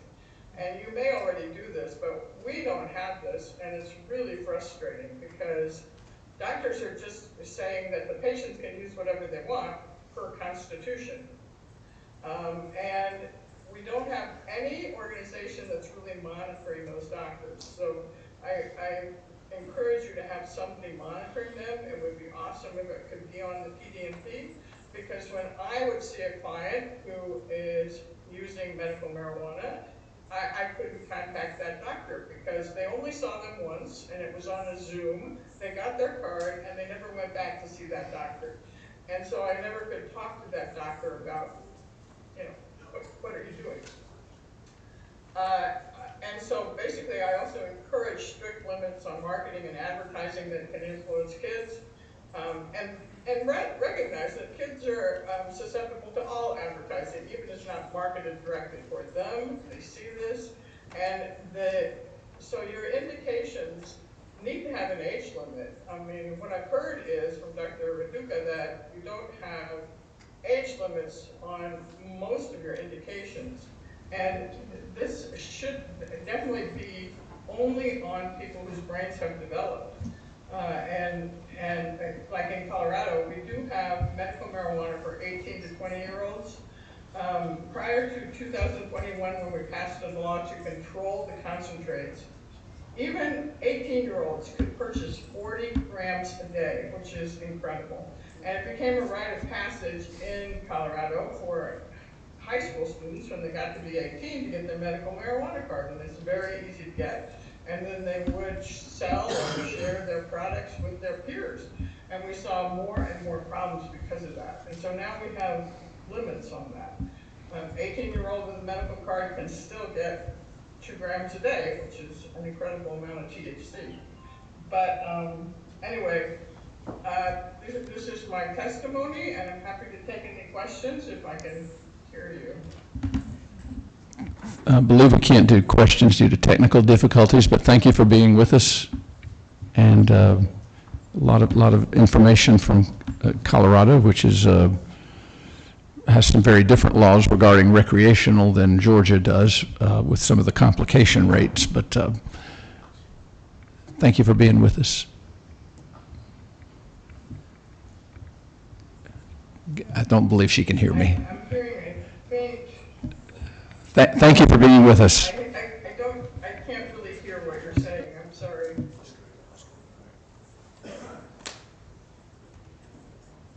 With that, we will go on to Jennifer Conforti. I know Italians aren't popular. Please come on up, and we will move right along. We do have some additional testimony.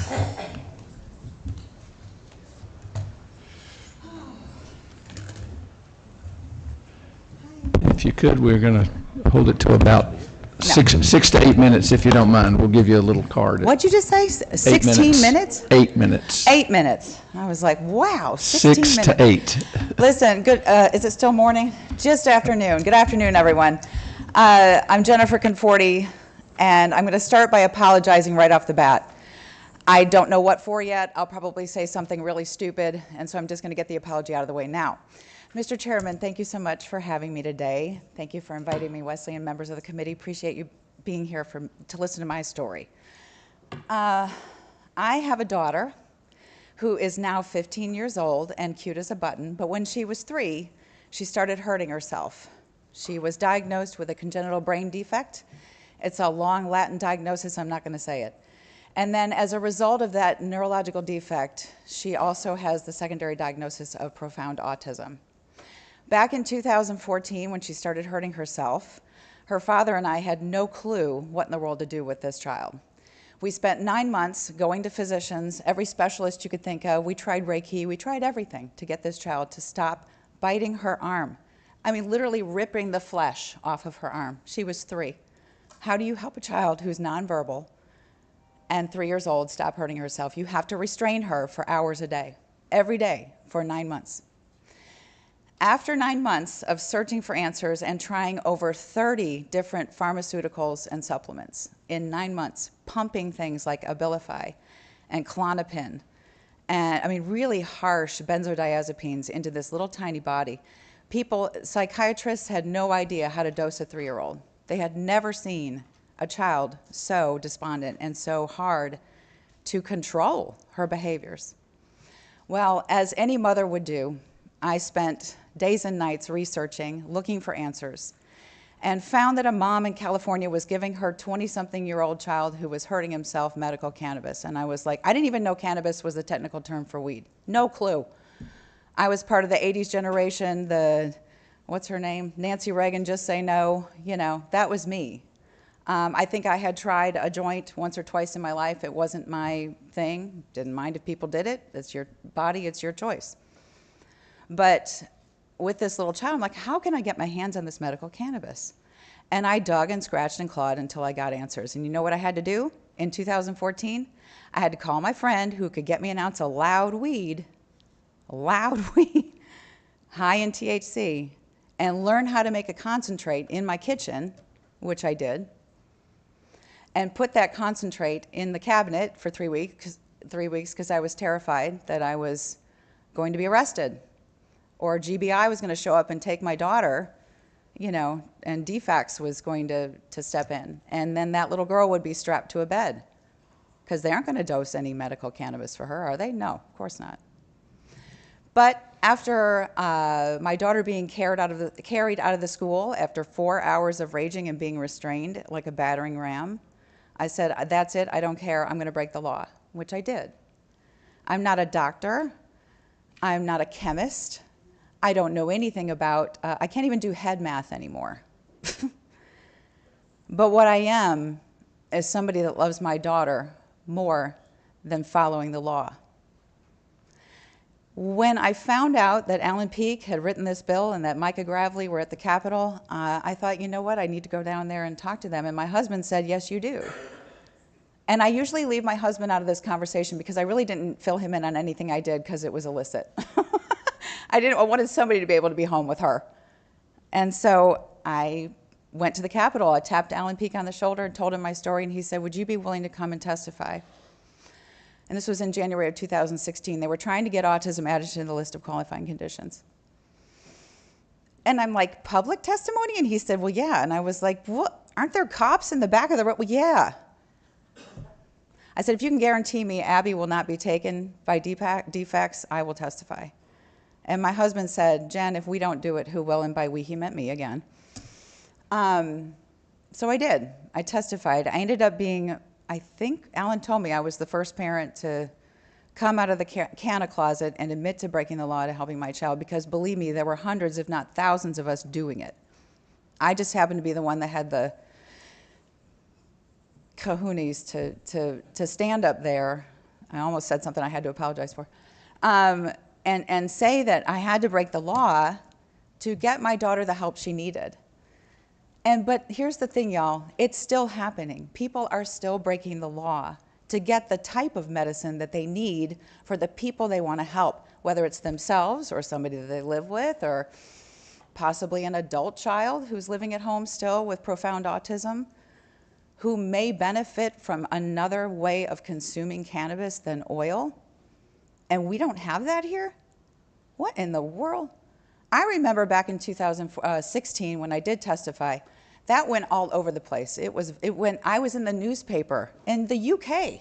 What is that all about? I'm just a mom in Fayette County, Georgia, hanging out like, driving the minivan, whatever. And why was I given this platform? I don't know, but I was. So why, if we passed the law in 2015, our Haley's Hope Law, is it 10 years later and we still don't have vape? And we still don't have medical, I'm not talking about recreational. I could care less. People who want to smoke it recreationally are getting it, trust me. If I could get it, anybody can get it. So I don't care about recreational. Why aren't we getting the medical products that we need? Oil is great. I see your yellow card. Oil is great. Gummies are great. I'm just saying we need vape. And we need flour. There's people that really are helped by flour. After I testified and everybody heard about my story, I got calls from people all over the state, all over the country, and I found ways to get them medicine as well. Was I breaking the law? Yeah, absolutely. But people with MS, if somebody gets an MS flare and they vape, within like 2 minutes, that flare up, that joint pain is gone. Why don't we have that for them? Why do we have qualifying conditions at all? Isn't it up to the doctor and the patient to figure out what they need and then have the doctor recommend, you know what, maybe you ought to research this. Why don't you look into that? They can't prescribe it, I get it, but they can recommend it, and they can refer maybe even to a website. Read this website. It might give you some information. And the last thing I'm going to say, I am deeply immersed in the special needs community in the south areas of Atlanta. I started a nonprofit. We are building communities for adults with intellectual and developmental disabilities, so my daughter will have a place to live when I'm not here anymore. I talk to special needs parents all over the place. Do you want to know how many have told me that they knew there were dispensaries in Georgia? Big fat goose egg. Why don't we know? Why don't my friends know that they could go find help for their kids? I just, believe me, you want to put me out there on stage and talk to everybody in this state, I will do it. Here I am. Choose me. Thank you very much, and we certainly appreciate that valuable insight. We are going to go fairly quickly to some of our, we do have some people who've come from distances for public testimony. We are going to be limited because of the hour to about a 1 minute each, so we will, I will give you the first 3 names, and if you guys can come on up, and we'll start with Derek Duckworth, and then second up here should be Michael Woolard, and then Dave Radaba. If all 3 can come on up in that order, and Derek, if you can get started, just introduce yourself. I apologize for the tight time schedule. We will give you a yellow card at 30 seconds. Yes, sir. Thank you. Thank you, Chairman, committee. My name's Derek Duckworth. Real quick, I want to say thank you. Thank you for what y'all have done for the medical side of this, to help folks like me. You look at me, you think I'm just a guy standing here with no problems. I have problems. Pain has many faces, okay?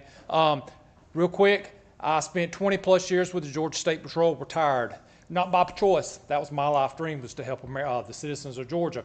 I got into a fight one day trying to lock up somebody, about took my life, ruined my back, had to retire after 23 years of service.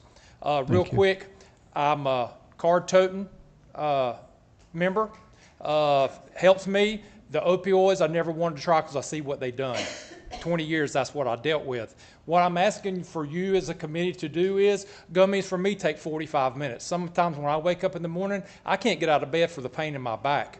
We need things that we can do instant. Smokables. I need you to move that along for folks like us that need the help.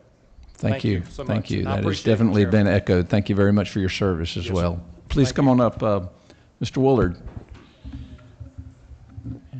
Hello, my name is Michael Woolard, and I've had my medical marijuana card probably 2.5 years. I use it on an off basis, but the real reason I got it was because of my wife. My wife had open heart surgery 4 years ago, had 2 valves replaced, 1 rebuilt. In that process, complications occurred. She lost 6 toes. She deals with neuropathy pain. She has diabetes, kidney disease, and a gamma. She goes every day through pain. Some of it less, some of it more. And to me, the use of the edibles that we have, the gummies, have been a game changer to relax her, not only mentally or physically, but also mentally. And it has been a blessing. Like Derek said, you know, what we have to do, she takes a gummy, an hour later, 2 hours later, she gets some relief. If there's a faster, better way to do it, I truly believe it needs to be done. Thank you, sir, and we certainly wish you the best. Dave, if you can come on up, and then Dominique Williamson and Jeremy Sharp, if y'all can come on up as well, and Naomi Duncan. Go ahead, Mr. Radaba. Thank you very much for your time today. As all the medical people here, I'd like to ask a question, because I've heard it often that the definition of insanity is doing the same thing over and over and expecting a different result. If that holds true, what we're doing here is insanity, because we keep trying to make minor changes to something that needs major changes. So I suggest and offer that we remove these guardrails that we're talking about and bring about sensible cannabis legislation, because even every speaker that's been up here has said one thing: the legislation that we've created so far has not stopped people from smoking pot. Continuing down that path is going to have the same results. My suggestion has been and will continue to be at each one of these meetings sensible cannabis legislation that embraces all the needs of medical patients, meaning the smokables, the vapes, all that, higher dosage for the people who use cannabis on a regular basis. That is all part of the compassionate side of it. But we don't even talk about the idea of what we could do for our environment by embracing this plant fully, as far as our food supply system and bringing it back into our dietary system, which we had before Prohibition. So please, don't just touch around the edges. Let's take a real swing at sensible cannabis legislation. It has huge economic impacts, and besides what we tried to do with legislation has had zero impact. As the board just got up here and spoke, street weed is out there. We're not going to stop that. So why do we keep saying we're going to create more laws to do that instead of saying, let's give the people with what they want, let's give it to them in a safe way that they can get the products they need, and let's tax it at a reasonable rate so we get the economic benefit to our state. Thank you for my time. Thank you, sir. Dominique Williamson. Good afternoon, everybody. My name is Dominique Williamson. My story is I'm a retired Army First Sergeant, got injured in combat on multiple deployments. When I got back from my last deployment, I was on a total of about 32 medications, several of those opioids. I went from being 198 pounds roughly, I was pretty solid, to 122 pounds. At that point, I realized there was a problem. That problem could only be solved when I got introduced to medical cannabis. When I got introduced, I started using it. It reduced the pain. I got off the opioids, and I'm only on 2 medications. And I just want to say it does work, and it's a life-saving mechanism for veterans, and I believe it'll do the same thing for many people as well. Thank you for my time. Thank you for being here, sir. Is it Mr. Sharp, and then Naomi Duncan, and then Michael Mumper after that? Good morning, Mr. Chairman and members of the committee. My name is Jeremy Sharp, and I drove all the way from Dahlonega to tell you guys that I'm a patient and not a criminal. I made this drive because the issue to me matters. I live with ankylosing spondylitis. It's a painful autoimmune disease. Patients like me don't seek cannabis for recreation. We seek it for relief. We seek it for the ability to move without pain. We also seek it for dignity. Scripture reminds us in Genesis chapter 1, verse 29, I have given you every herb bearing seed. To you it shall be for food. Again in Ezekiel chapter 47, verse 12, their fruit will be for food and their leaves for healing. Georgia's medical program is broken, capped at 5%. There's limited dispensaries, and thousands of patients are left out. Families are forced to the black market. We see this every day. It's very dangerous. They go across state lines. They're engaging in what would be deemed criminal activities for healing themselves. I urge you to let Georgia be known not for withholding mercy, but for extending healing. Patients are not criminals. They are brothers, our sisters, our children. Thank you very much. Thank you, sir. Thank you for making the trip, sir. Please come on up and introduce yourself. We are on our 1-minute timer with a 30-second yellow card. Go ahead, Ms. Duncan. Hi, I'm Naomi Duncan. I will try to limit this. I had a 5-minute speech planned.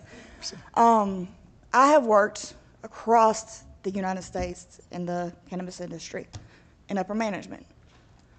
I've seen firsthand what cannabis can do to help people, but you're limiting it to certain people.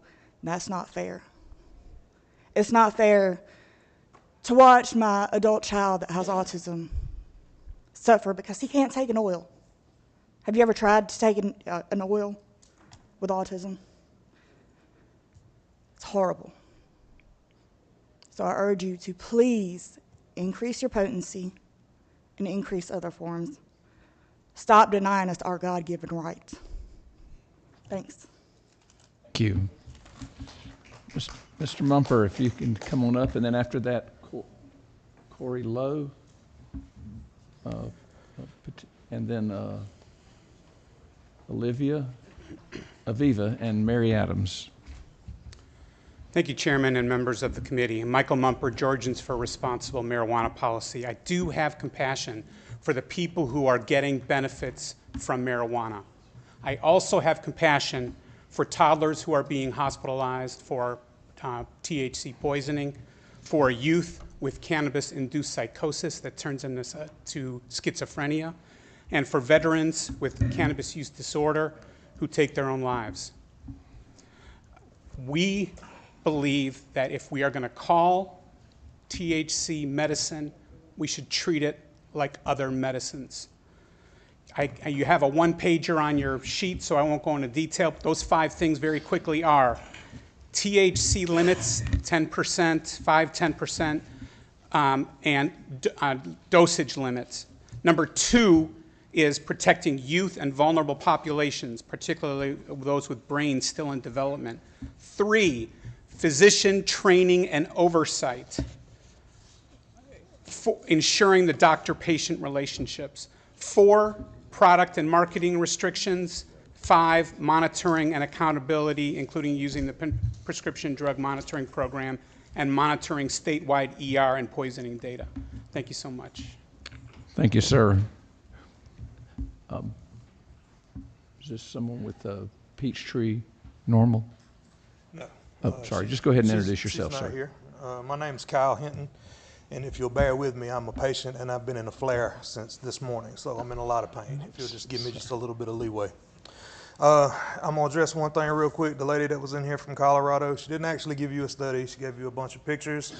She didn't actually give you any numbers. She gave you a bunch of percentages. It's very easy to lie with statistics. She also asked you to put an age limit, which was the thing that got the bill passed to begin with, was trying to help kids. So I would hope that you would disregard most of the BS that she sent to you just now. Outside of that, I've been a patient in this program since it started. I'd like to ask you all a couple of questions real quick. Have you ever drank a beer? Could you raise your hand? Nobody wants to raise their hand. If you have, then you've had terpenes. Have you ever eaten chocolate? Sure. If you have, then you've had cannabinoids. Okay. Have you ever drank tea? If you have, then you've had flavonoids. Okay. There's 3,000 years of medical use in traditional Chinese medicine that you're ignoring. There's 50 years of medical testing that's been done in Israel that you're ignoring. You get up here and say you need more testing all the time. I'm a constitutional conservative. I'm also a Christian. All right, cannabis is listed in the Bible. If you go to Exodus, it's listed in Exodus 30:23. It's cannabosum. It was in the anointing oil that they used to use. So there's no, religious reason to say that we can't have more cannabis or more access. Okay. I want it completely descheduled personally. I know that's not on y'all to do, but it's medicine. It's a religious sacrament. It treats chronic pain, PTSD, anxiety, depression, epilepsy, cancer, HIV, all kind of stuff, okay? But it doesn't, my qualifying condition is not what's whooping my tail so bad, okay? My qualifying condition is peripheral neuropathy. What's causing me such a problem is called mast cell activation syndrome. It's already killed me one time. I've had 16 different episodes of anaphylaxis. The lady said that it would cause people to be put on intubators and things because they can't breathe. That's a lie. It's a bronchodilator. What I'm asking for is there's absolutely zero access to strain-specific medicine. The bill's name was Haley's Hope. It was named after a strain. Can't get strain-specific medicine in Georgia. I need strain-specific medicine. Everybody wants to argue about smoking and everything else. I need to be able to grow my own product, okay? But I can't do that, okay? Mold, different things that can happen, even in those controlled environments. Those things can set me off. So I really need that, and I don't need it just for smoking. I think every patient in this state should have access to grow their own cannabis. There's different strains that are good for different people. Right now, when I go into True Leave up there, the only thing I can get is a bottle that says indica or a bottle that says sativa. And I'm sorry, but that's just ridiculous. And we've been doing this for 10 years, and you don't have a medical cannabis bill. What you've got is an essential oil bill that allows just a few extracts to be put in some different edibles and stuff. And we need access to actual medical cannabis, not this that we've been living with for 10 years. This is basically medical oppression, and there's absolutely no protections for us. Not really out there in the real world. So with that, I'll be done. Thank you, sir. Thank you for presenting. Aviva, then Mary Adams, and T. Wright Barksdale after that. Hey everyone, thanks for having us today. Lishana Tova, Happy New Year! Oh my gosh, y'all are lucky you don't have an interrupting puppet. Dip the apple in the honey. Speaking of which, a lot of people dip their Adam's apple in very knowledgeable honey and truth today, and I really appreciate that. And also, developing brains of children, really appreciate the truth. Thank you. Yeah, I wanted to do a testimony just saying 4 things that we're grateful for today. That sounds good. And I'll start with the first 2. How about you do the second 2? Okay. So the first thing, I am so grateful that Yolanda and Angela, who has a master's of science in cannabis, got to speak today. Oh, yeah, it's like having sauce on my pasta. Oh my gosh. Okay, well, I do feel like it's more of a complete meal, and we were included, and I appreciate it so much. The second thing is I appreciate you being open to decriminalization. What? It's not decriminalized? No, remember, I got in trouble for having hemp honey. Oh my God! Well, that brings me to my third thing. I appreciate my daddy Trump deschedulizing cannabis. He thinks Trump's his daddy. That's a long story. But yeah, that would be great, Scribbles. And the fourth thing I appreciate is that y'all are open to bringing the flower back. Yay! Are there any farmers here? Chairman Dickey. Oh yeah! Chairman Dickey! Can you imagine if the world couldn't experience your plump, juicy peaches and they had to have dried up, shriveled peaches in a bag that smelled like piss in a couple of months? Oh my God. I'm really sorry, you guys. And what if you, Scribbles, were just like that? I didn't like that very much. Thank you. Thank you. Thank you, Scribbles. Ms. Adams, and then District Attorney Barksdale. Hi, everybody. Thank you so much for the time. Thank you, Mr. Chairman. This is my third time having the opportunity to speak to you, and I'm very grateful. I am not only a Georgia patient, but I'm also a patient in another following state because I lived there before I moved here.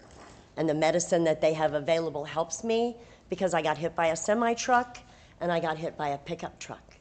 And the only option for me that my doctors recommended were opioids. And after 2 days of them laying on the floor, drooling on myself, I decided to contact my cannabis nurses. Yes, there is a National Cannabis Nurses Association. Check it out. They are fantastic. Let's use the resources that we have to fulfill the commitment that you all have made to the citizens of Georgia for a qualified program. I'm gonna just take one more minute. I'm sorry, I know that's really not my legit, but I drove all the way here and I even came to Augusta when you were talking about hemp. So I need you to know that the program that we have is a great start, but there are fall through the crack places everywhere. Are you all aware that the law requires patients to speak to their doctor at 3 and at 6 months? But neither the Composite Medical Board nor the Department of Health will reach out and confirm that information to our patients, so they think we're lying because you sell them a 5-year card for $35.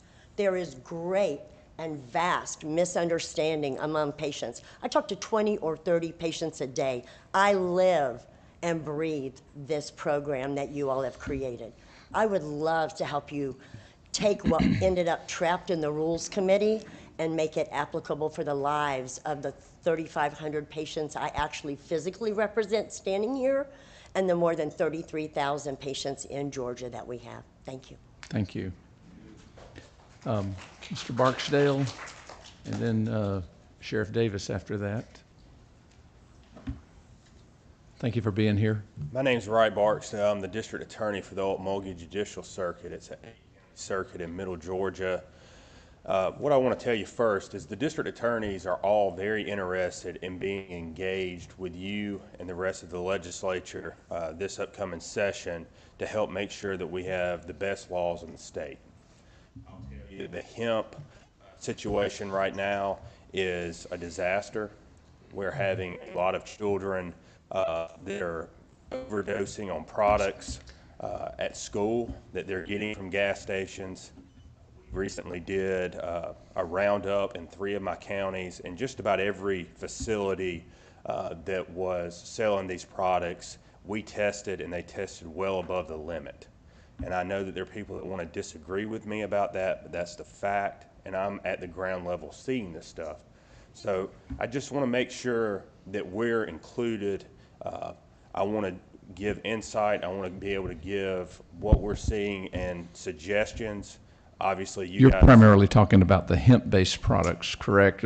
Even though we're here mainly about medical, but I appreciate your oversight so that's what you're talking about, though. No, sir. I want the district attorneys to have a seat at the table to discuss any legislation, whether it's medical or hemp-based. Okay. We've got to make sure that the procedures and laws that are in place are protecting all of Georgia whether it's students or people that are sick. I certainly want people that are sick to get medicine and be under a doctor's care, you know, as much as anybody. But we're seeing some unintended consequences, and we just want a seat at the table is all I'm saying. We appreciate you. I saw Governor Kemp release yesterday that Georgia, for the 12th year in a row, is #1 for business. Our public schools, I saw the AJC article, our colleges, we've got 3 or 4 that are in the top 50. This is a great place to live, work, and raise a family. And I believe that the district attorneys have some valuable information to share and some guidance that would be very helpful moving forward. I think that would. I appreciate that, and I appreciate y'all's work. And we will reach out to you to help inform this for the real world examples that you're seeing as well. Thank you very much. Thank you, sir. Sheriff Davis, and then after that, Sheriff Sills. Thank you for being here with us, sir. Thank you. Thank you all for being here in Macon. Welcome to Bibb County. So thank you. I come up here to say that my colleagues, other sheriffs, and some of my command staff are here. The sheriffs I think our position has been well stated, that we are still in opposition to recreational. We do support medical cannabis, THC for certain conditions. We certainly are kind of oppose any increase in cannabis or THC in the oil. But I want to approach it real quick from a standpoint I've not heard, and we need to look at if we continue down this road, and that is in correctional facilities. Medical cannabis, medical THC in a correctional facility. Right now, marijuana in any type of setting or whatever is delivered is illegal in a jail, whether it be in a prison or a county jail. And right now, at any given day, there's nearly 37,000 inmates in county jails throughout Georgia, and there's about 49,000 in state prisons. So as we go down this road, we need to look at, and about a third to a half of those inmates have some type of medical condition that may fall under some of this treatment program. So we need to look at how that would be delivered in a corrections setting. How would it be dispensed? How would it be prescribed? How would it be secured? So those are things we need to put on the radar screen as we walk down this path of looking to expand the availability of the medical marijuana, and how that would work in a correctional setting. And certainly Sheriff's Association is well aware of how the jails work and how we can be a member of that. So thank you. Welcome to Macon.